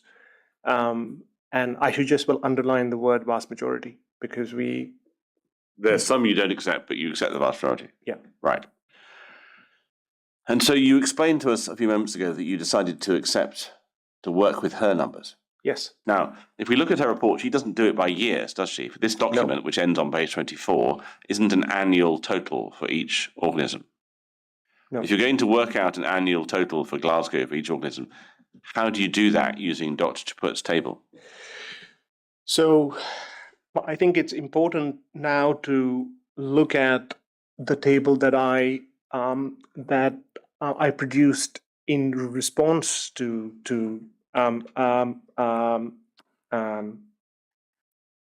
this table. Do you mean page 7 on this bundle? Whereby, when we get to it, this one? Yes. Right. You would see that my reanalyzed numbers under 14-day dedupe, which you would aggregate and would be your final figure. So that's the fourth column from the right under the heading Mookerjee latest. Yes. 14-day dedupe. It goes 114351111161. Right. Absolutely, and to be able to do that, what I have had to do is to look at the notes that have been provided by Dr. Chaput, helpfully, in terms of the total numbers that that arose from her analysis, and the ones which were unique, to work out then what makes up her incidence figures per year for those organisms. But we don't find that on this table, because this is the earlier iteration. Yes, absolutely. So I have arrived at that because I have her final number of 159. I was pretty well close to it at this point in terms of so my figures, and she has helpfully provided where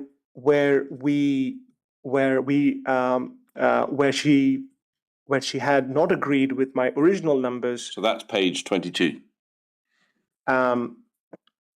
What her numbers were based on.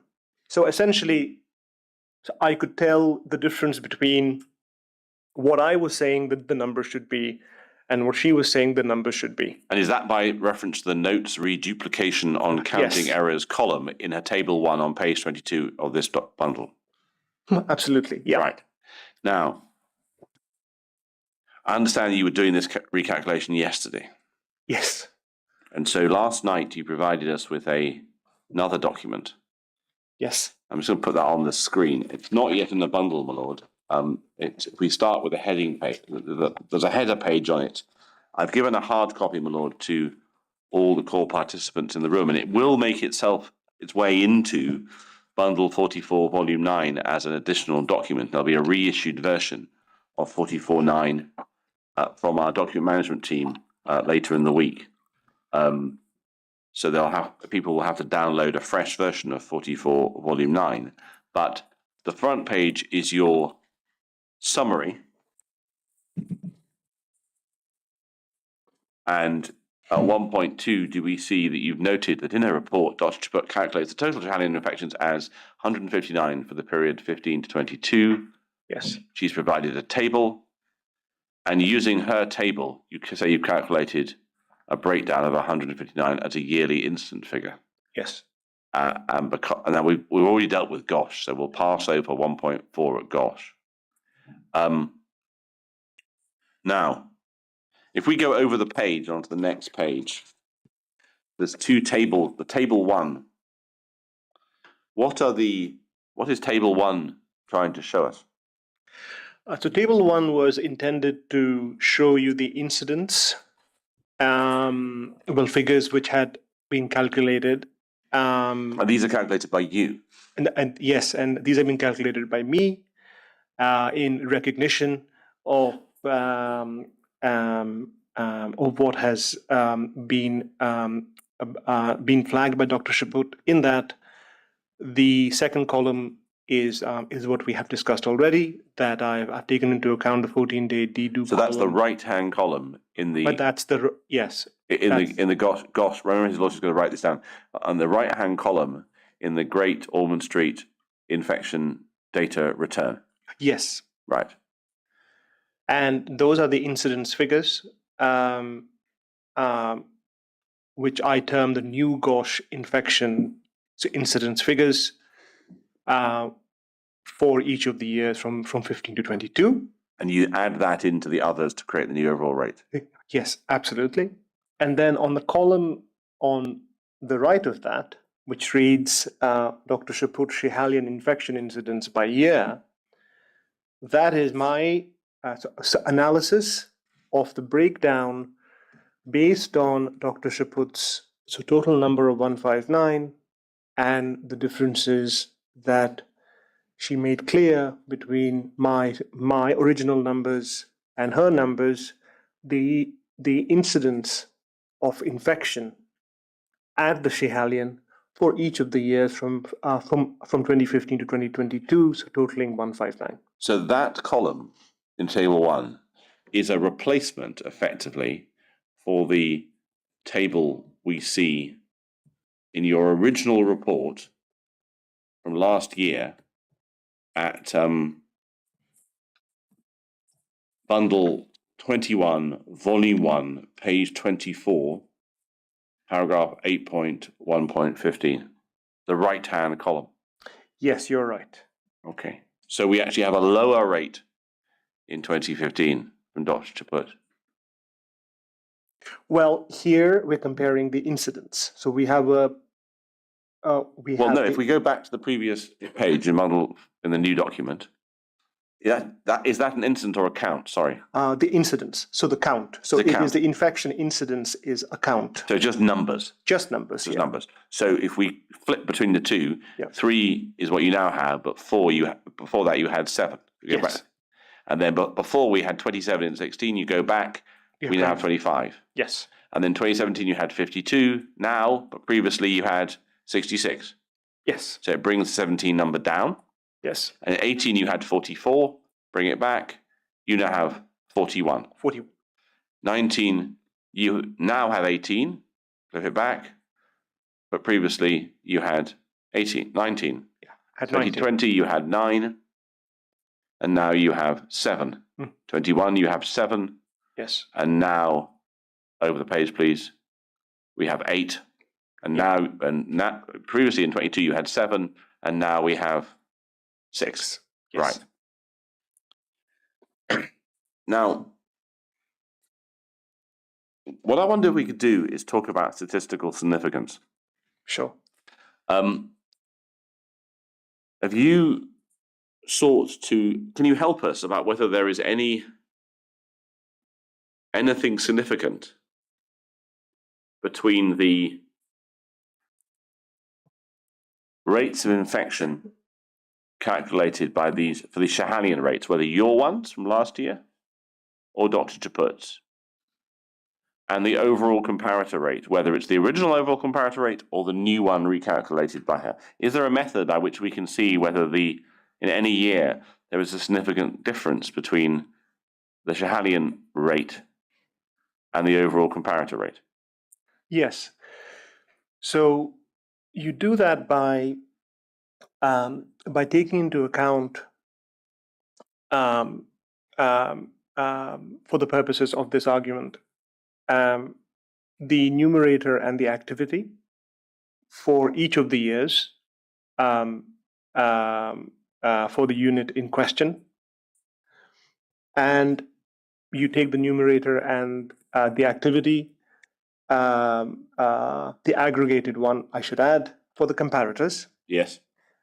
And you then do the analysis on R, as I did, and you do a very basic analysis where you calculate what is called the rate, the difference in the rate between the unit in question and the comparator for each of those years, and that difference is called the rated ratio.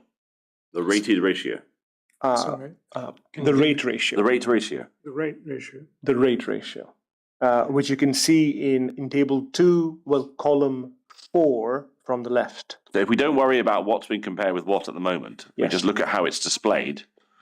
So the left-hand column is the year, and are the second and third columns the two things you're comparing with each other effectively?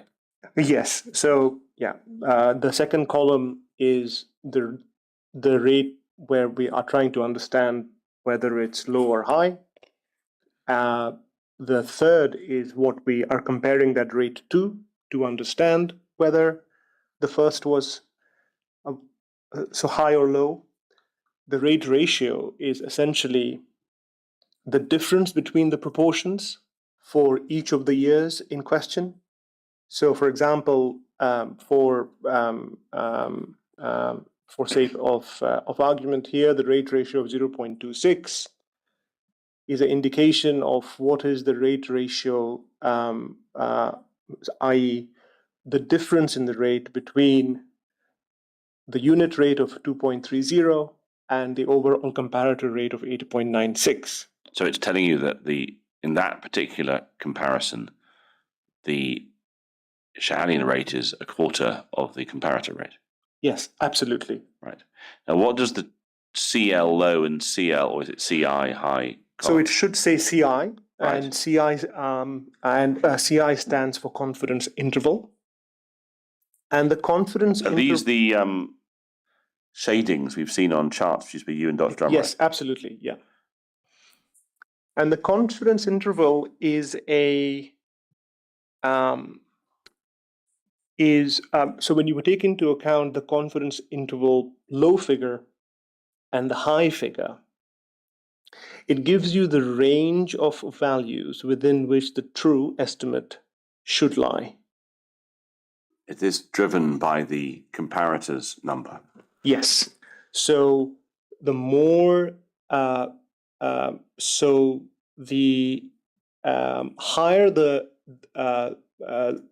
numbers you are comparing, and by higher I mean just the quantity, and we address this, whereas for at each point in time,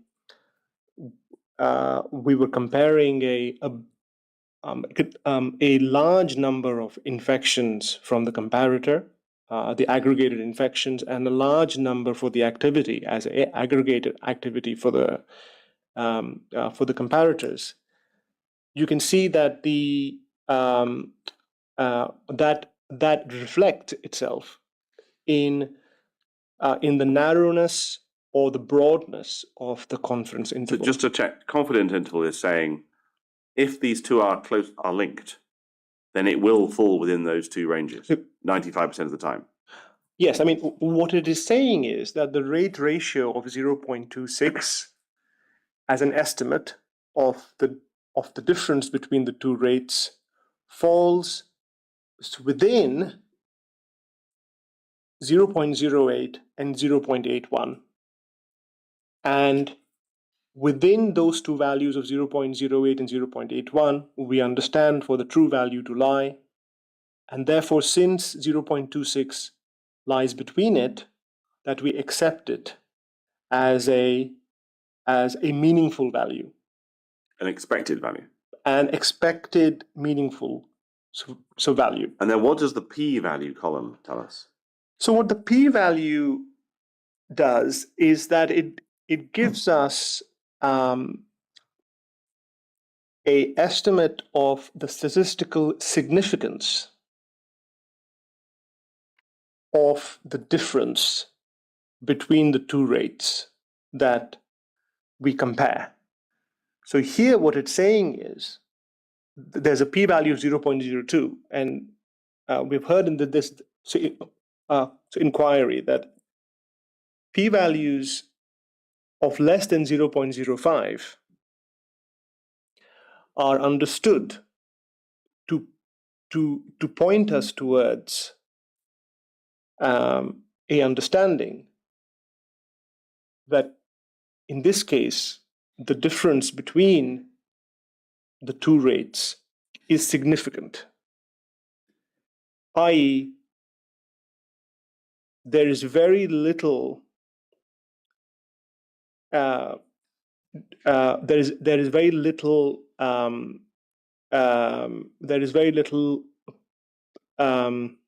what's the word? The possibility that this difference is due to chance is very, very low.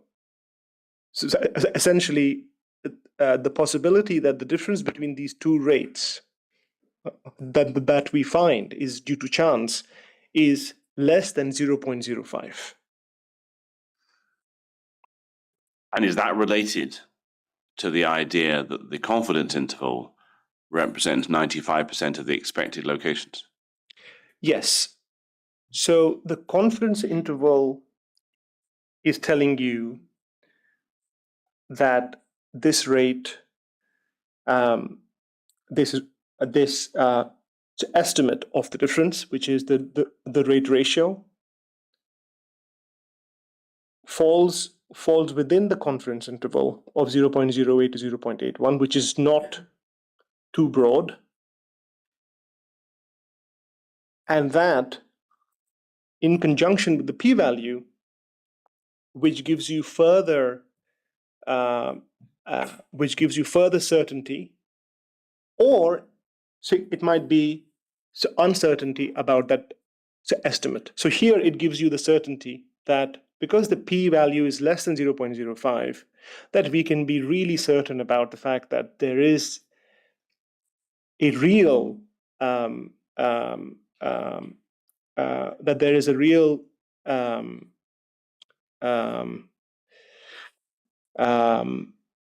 that the rate ratio as a quantity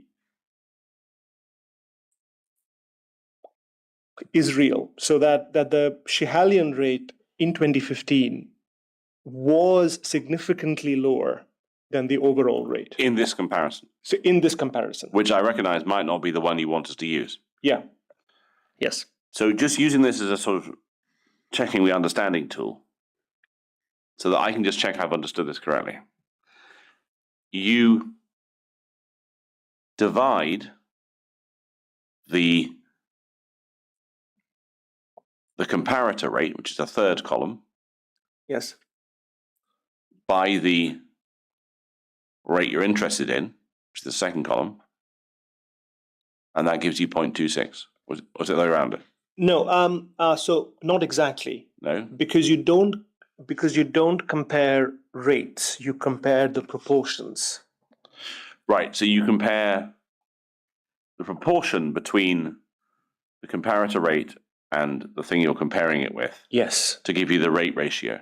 Yes. And the CI low and the CI high are a range of rate ratios.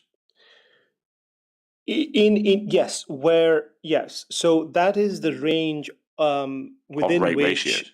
within which, yes, 95% of the estimate should lie, and the rate ratio lies within it. If it was random. Yeah, if it was. Right. And then the p-value tells you that the comparator rate of, in this case, 2.3, lies outside that range of rate ratios in a manner that you would describe as significant, because it's got a p-value of less than 0.5. Well, mostly, but I'll correct that statement. The best way to put that statement is that how you would put it in epidemiological terms is that there is a statistical difference between the overall comparator rate and, in this case, the Schehalian rate for that year.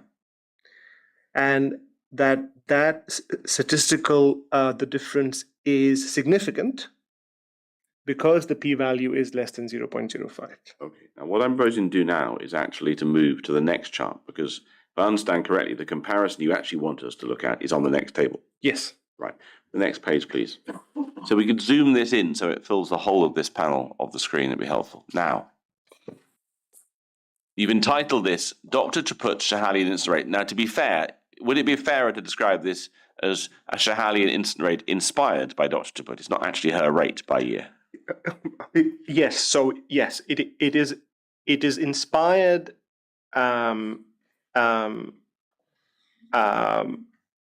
by the details that she has provided. Well, both in terms of the total figure and the detailed the note she provided where my numbers had not matched hers by organism.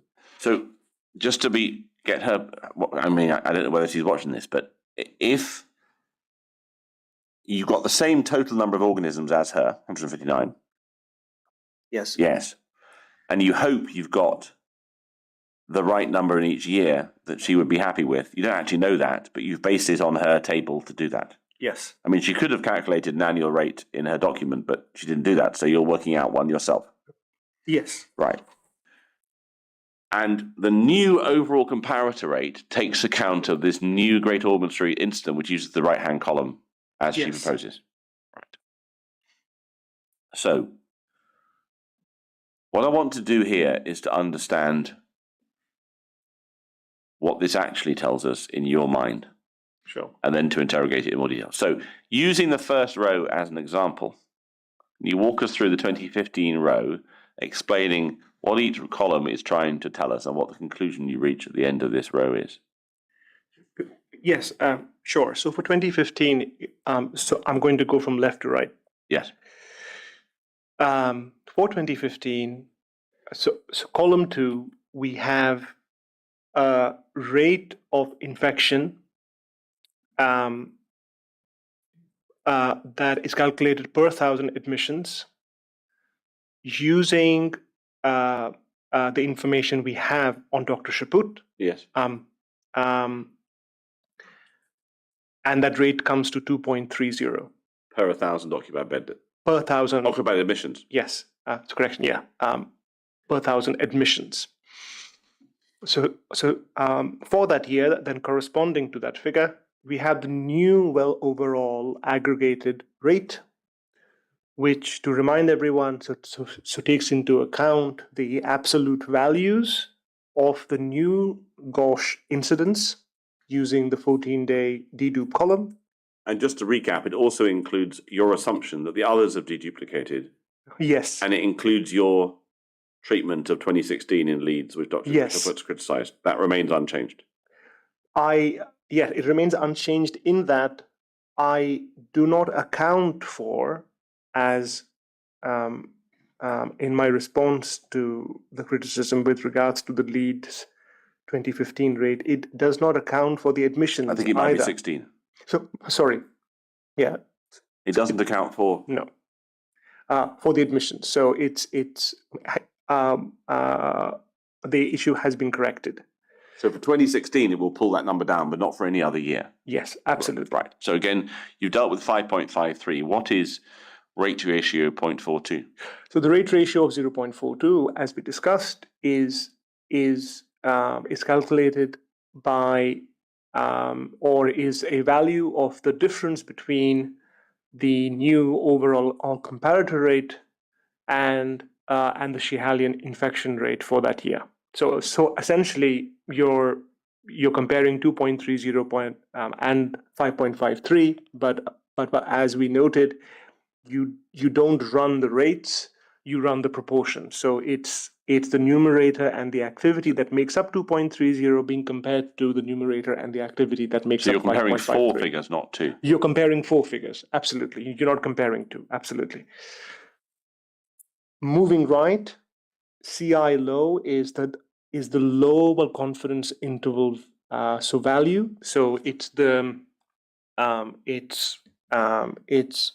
lower point in that range, and the confidence interval high or CI high is the high value within that confidence interval of 1.33. The rate ratio of 0.42 falls in between 0.13 and 1.33. So essentially, as we have seen in those charts, it's that shaded figure around the estimate. And that gives a p-value of? And that gives you a p-value because we ask whether the difference in rates is significant from the p-value point of view. It gives you a p-value that is higher than 0.05 at 0.14. So what we say from that is that the difference in the rate is not significant. So it may be low, but it's not significant. It may be low, and we can see from the rate ratio that it is about half. So what you can get from the rate ratio in layman's terms is that the Schiehallion rate was about half of the new overall comparator rate. But that difference is not significant. Okay. So if we look at the next row, well, I wonder if we look at whether you want, look at 2016, talk us through this one. This is the one that's got the Leeds partial year in it. So what have you done in 2016 and why is it green? So 2016 is green because I wanted to highlight any and all of the columns where the p-value was less than 0.05, and therefore noted that the rate ratios being calculated were significant. Here in 2016, as per my calculations of Dr. Shaput's Schiehallion infection rate, the rate is 11.03. So going right, the new comparator overall rate, so taking into account the new Gauche rate, is 4.49. The resulting rate ratio, which is the difference between the two proportions, is 2.46. The confidence interval is between 1.57 and 3.86, and the p-value to 2 decimal places is 0.00. So I don't understand, Mr. Mookerjee, why a rate ratio of 2.46, which sits between 1.57 and 3.86, is not slap bang in the middle of the confidence interval. Because the confidence interval is a estimate of where.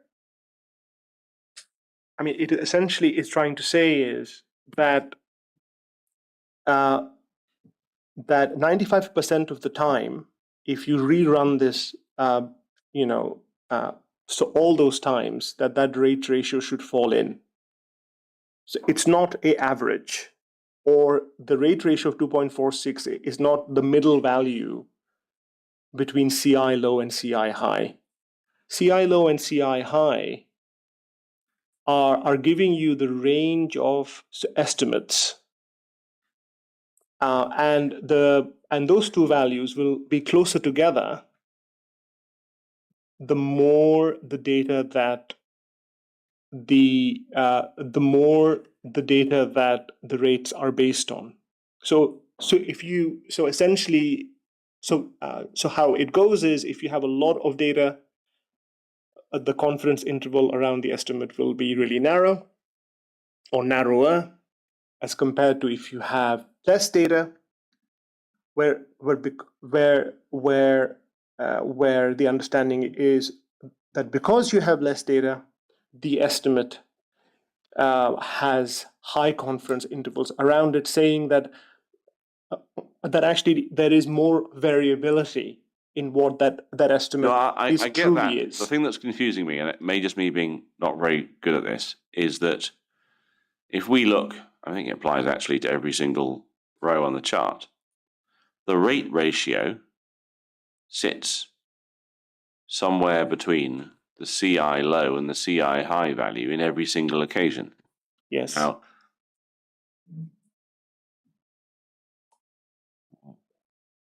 why does that just not mean that the rate ratio is within 95% confidence intervals, nothing statistically significant happening here? Because the manner in which because confidence intervals are giving you a understanding of how good your estimate is. But just, I think I've misunderstood, but look at the 2016 row. The rate ratio between 11 point, I know it's not between the two rates, but for the purposes of just seeing it, the rate ratio between the Shahalian infection rate calculated by a numerator and denominator coming to 1103 and a comparator rate of 4.49 is 2.46 according to your calculation. Now, does that mean that 1103 is 2.46 times 4.49?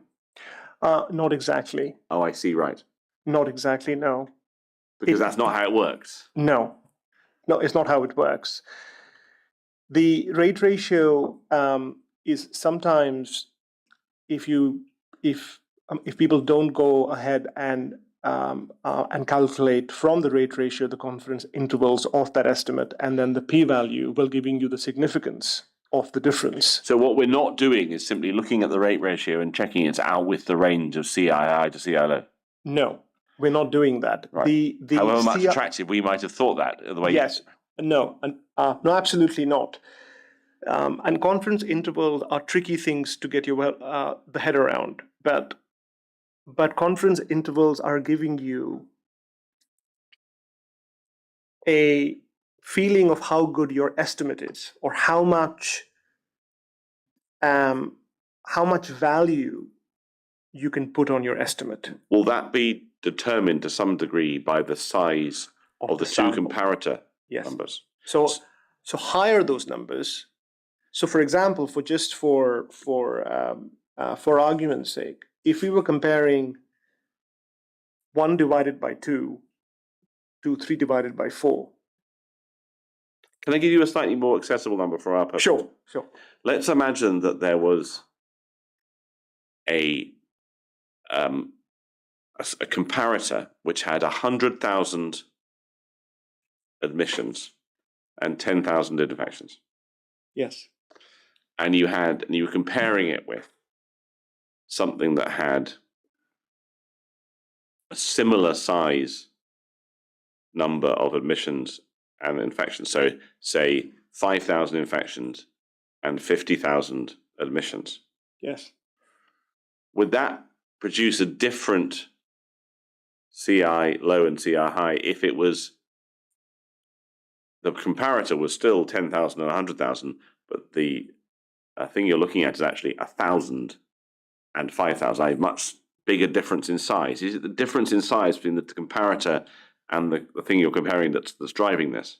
Yes, it's the size of each of those proportions which will drive the confidence you have around your estimate, which is what the confidence interval is telling you. So the bigger you're in this case, the bigger the number of admissions in the comparator and the bigger the number of infections in the comparator compared to the number of admissions and the number of infections in the Shahalian sample, the narrower your confidence intervals get. And therefore, the more weight you can give the estimate. And so we shouldn't look at the rate ratio and just see, oh, it fits in between CI. So that's not how it works. No, it's not how it works. It's giving you a estimate. So it's giving you it's telling you how much can you trust the rate ratio estimate. So again, I may have got this. I may be going down the wrong end of a long rabbit hole. The units of the CI low and the CI high, are they the same units as the comparator rate? No, they're not. Okay. Because the unit in the CI low and CI high are the same as the unit for the rate ratio. But then why don't you just drop the rate ratio in the middle and say it's in the range, I'm fine, I'm going home now, there's nothing to see here? Well, that is essentially what the confidence interval is telling you. It's telling you that 2.46 lies between 1.57 and 3.86. But then it wouldn't be statistically significant because it lies in the middle of that space. No, it's when you talk about statistical significance with regards to the p-value, it's slightly so different when we are talking about the confidence intervals. You are measuring two different things, or those numbers are telling you different things. So in this case, you've got p-values for 2016, 2017, and 2018 that are 0. Yes. Well, if I had extended the decimal places, you would get something like 0.003 or 00. So I chose to keep everything to 2 decimal places. So, but yes, the p-value here is saying that whatever you have given in terms of calculating the difference is sufficient in terms of the numbers for the p-value to indicate with certainty that there is a difference in those 3 years. in those 3 years. Now, I recognize you did this yesterday at short notice, but given the rigor that we want to apply to this, might it have been better to produce this table with 4 extra columns, those being the number of infections, the number of admissions, the number of infections for both data sets? Because then you'll be able to see the whole, then someone else will be able to replicate your work. Yes, but absolutely. And I'm happy to. What I'd like you to do, because I'm conscious that a number of people will be thinking, let's check this. Yes. Now, for better or worse, this whole outing has happened now rather than last year. But looking at where we go, I'm keen that those core participants who have the means to check this can check it. Okay. And it occurs to me that I may have ways of doing this myself. But effectively, am I right in understanding that if we look at 2016 as a row, if we had 4 extra pieces of data, that is the number of admissions in the Shahalian unit that year, and we actually have that on the previous page, the number of infections in Shahalian we have on the previous page, because we know from going back 1 page that in 2016 it was 25. So we know we have that number. We have that. What we don't have is the admissions total easily accessible here.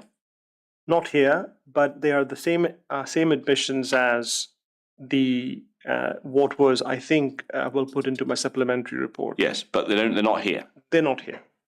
And then if we go back to the next page,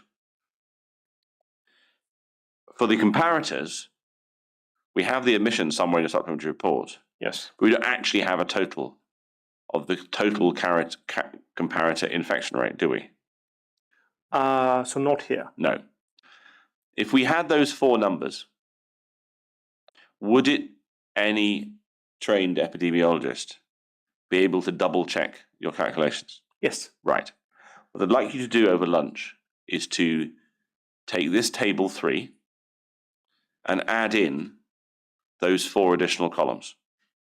And we'll go through it this afternoon, and that will enable any core participant who is concerned about your calculations to check them and to report back to the inquiry, and I may take other steps as well. But I want to make sure, if you're saying that the rate of infection in the Schehallien unit in 16, 17, 18 is statistically significant, that I can check that. Sure. So will you do that over lunch break? Email that page only into the inquiry team.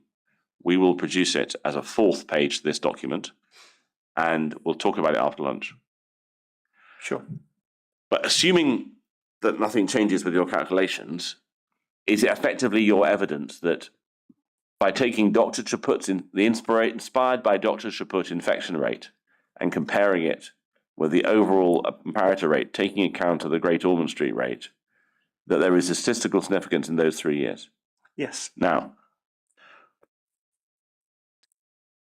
should we be in any way nervous about reaching that conclusion for 2016, given the Leeds partial year criticism that Dr. Chaput makes? Well, I think there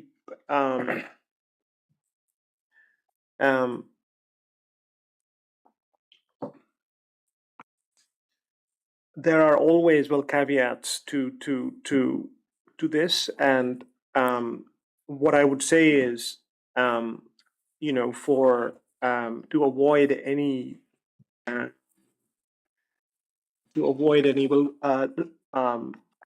any sort of anxiety around the rates, that we can focus on the 2017 and the 2018 years. But the 2016 years were adjusted, as was noted. So, did you watch Ms. Kant's evidence on, I Yes. think, Wednesday? yes, I did. Do you recollect her discussing, I'll show you the chart she was talking about, 27, volume 18.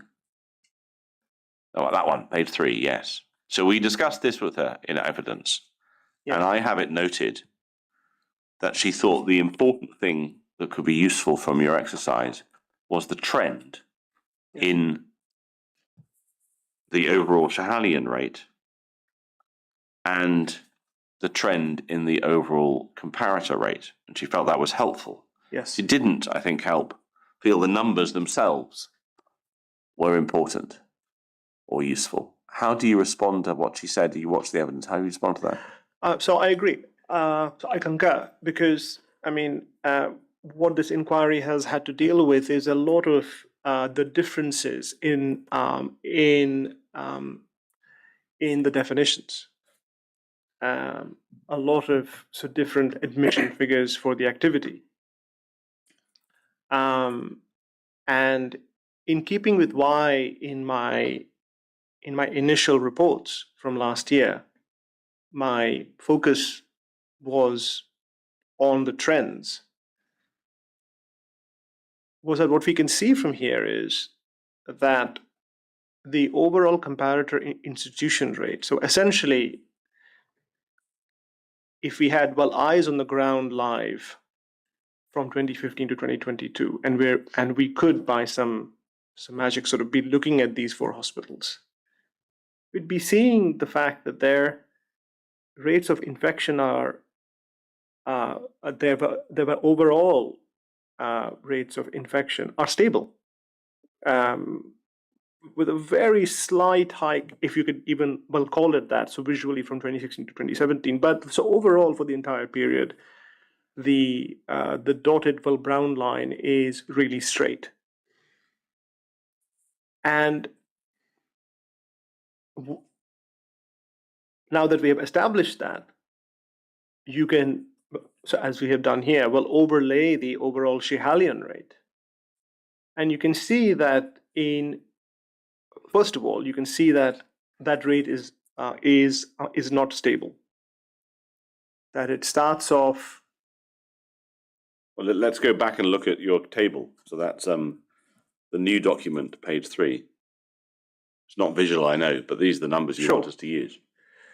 So it starts off, if we when we take into account Dr. Chaput's inspired Schehallien infection rate at below the comparator rate.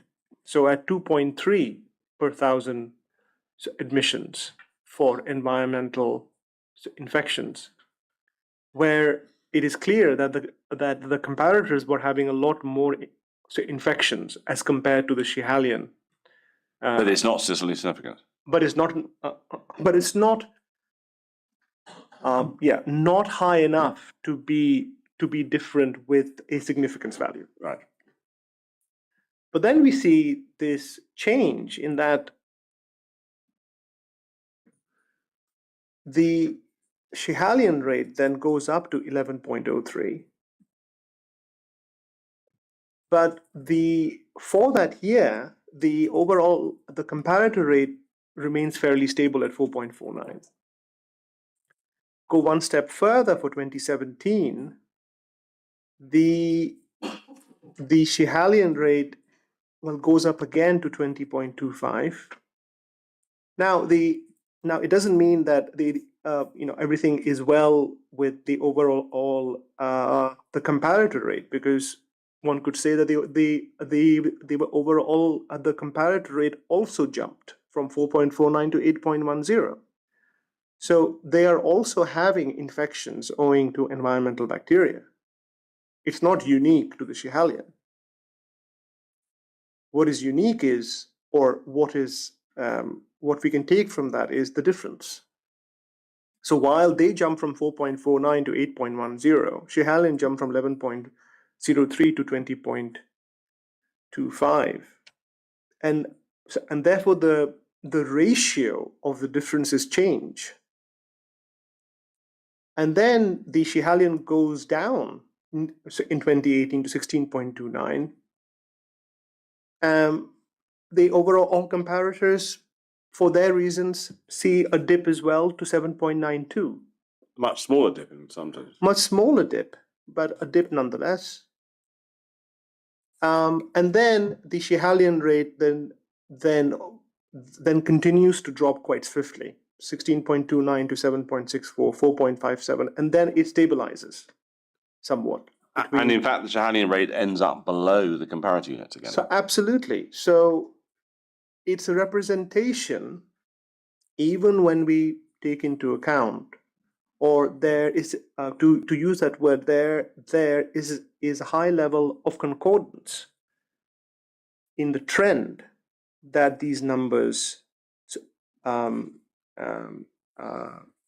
point to, which is in concordance with the chart that we were just at, whereby the rates at the Schiehallion started below that of the overall comparators, went higher than that of the comparators for 16, 17, 18. Thereafter, going back to being similar to that of the comparators and then dipping below it. So it is interesting and actually quite affirming that Dr. Chaput's inspired Schiehallion infection rate led analysis has such high concordance with my overall Schiehallion rate and the trend in that rate and how it compares to the trend of the overall comparators. Thank you. Well, this might be quite a good point to stop for lunch. Yes. Now, we normally would take an hour, and therefore I would say we would try and be back at 2:05, but do you require more than an hour for what Mr. McIntosh has asked you to do? No, I don't think I do. And to get some lunch. So, Lordship, yeah. No, I think that should be Right. fine. Okay. Well, we'll try and sit again at 2:05. Sure.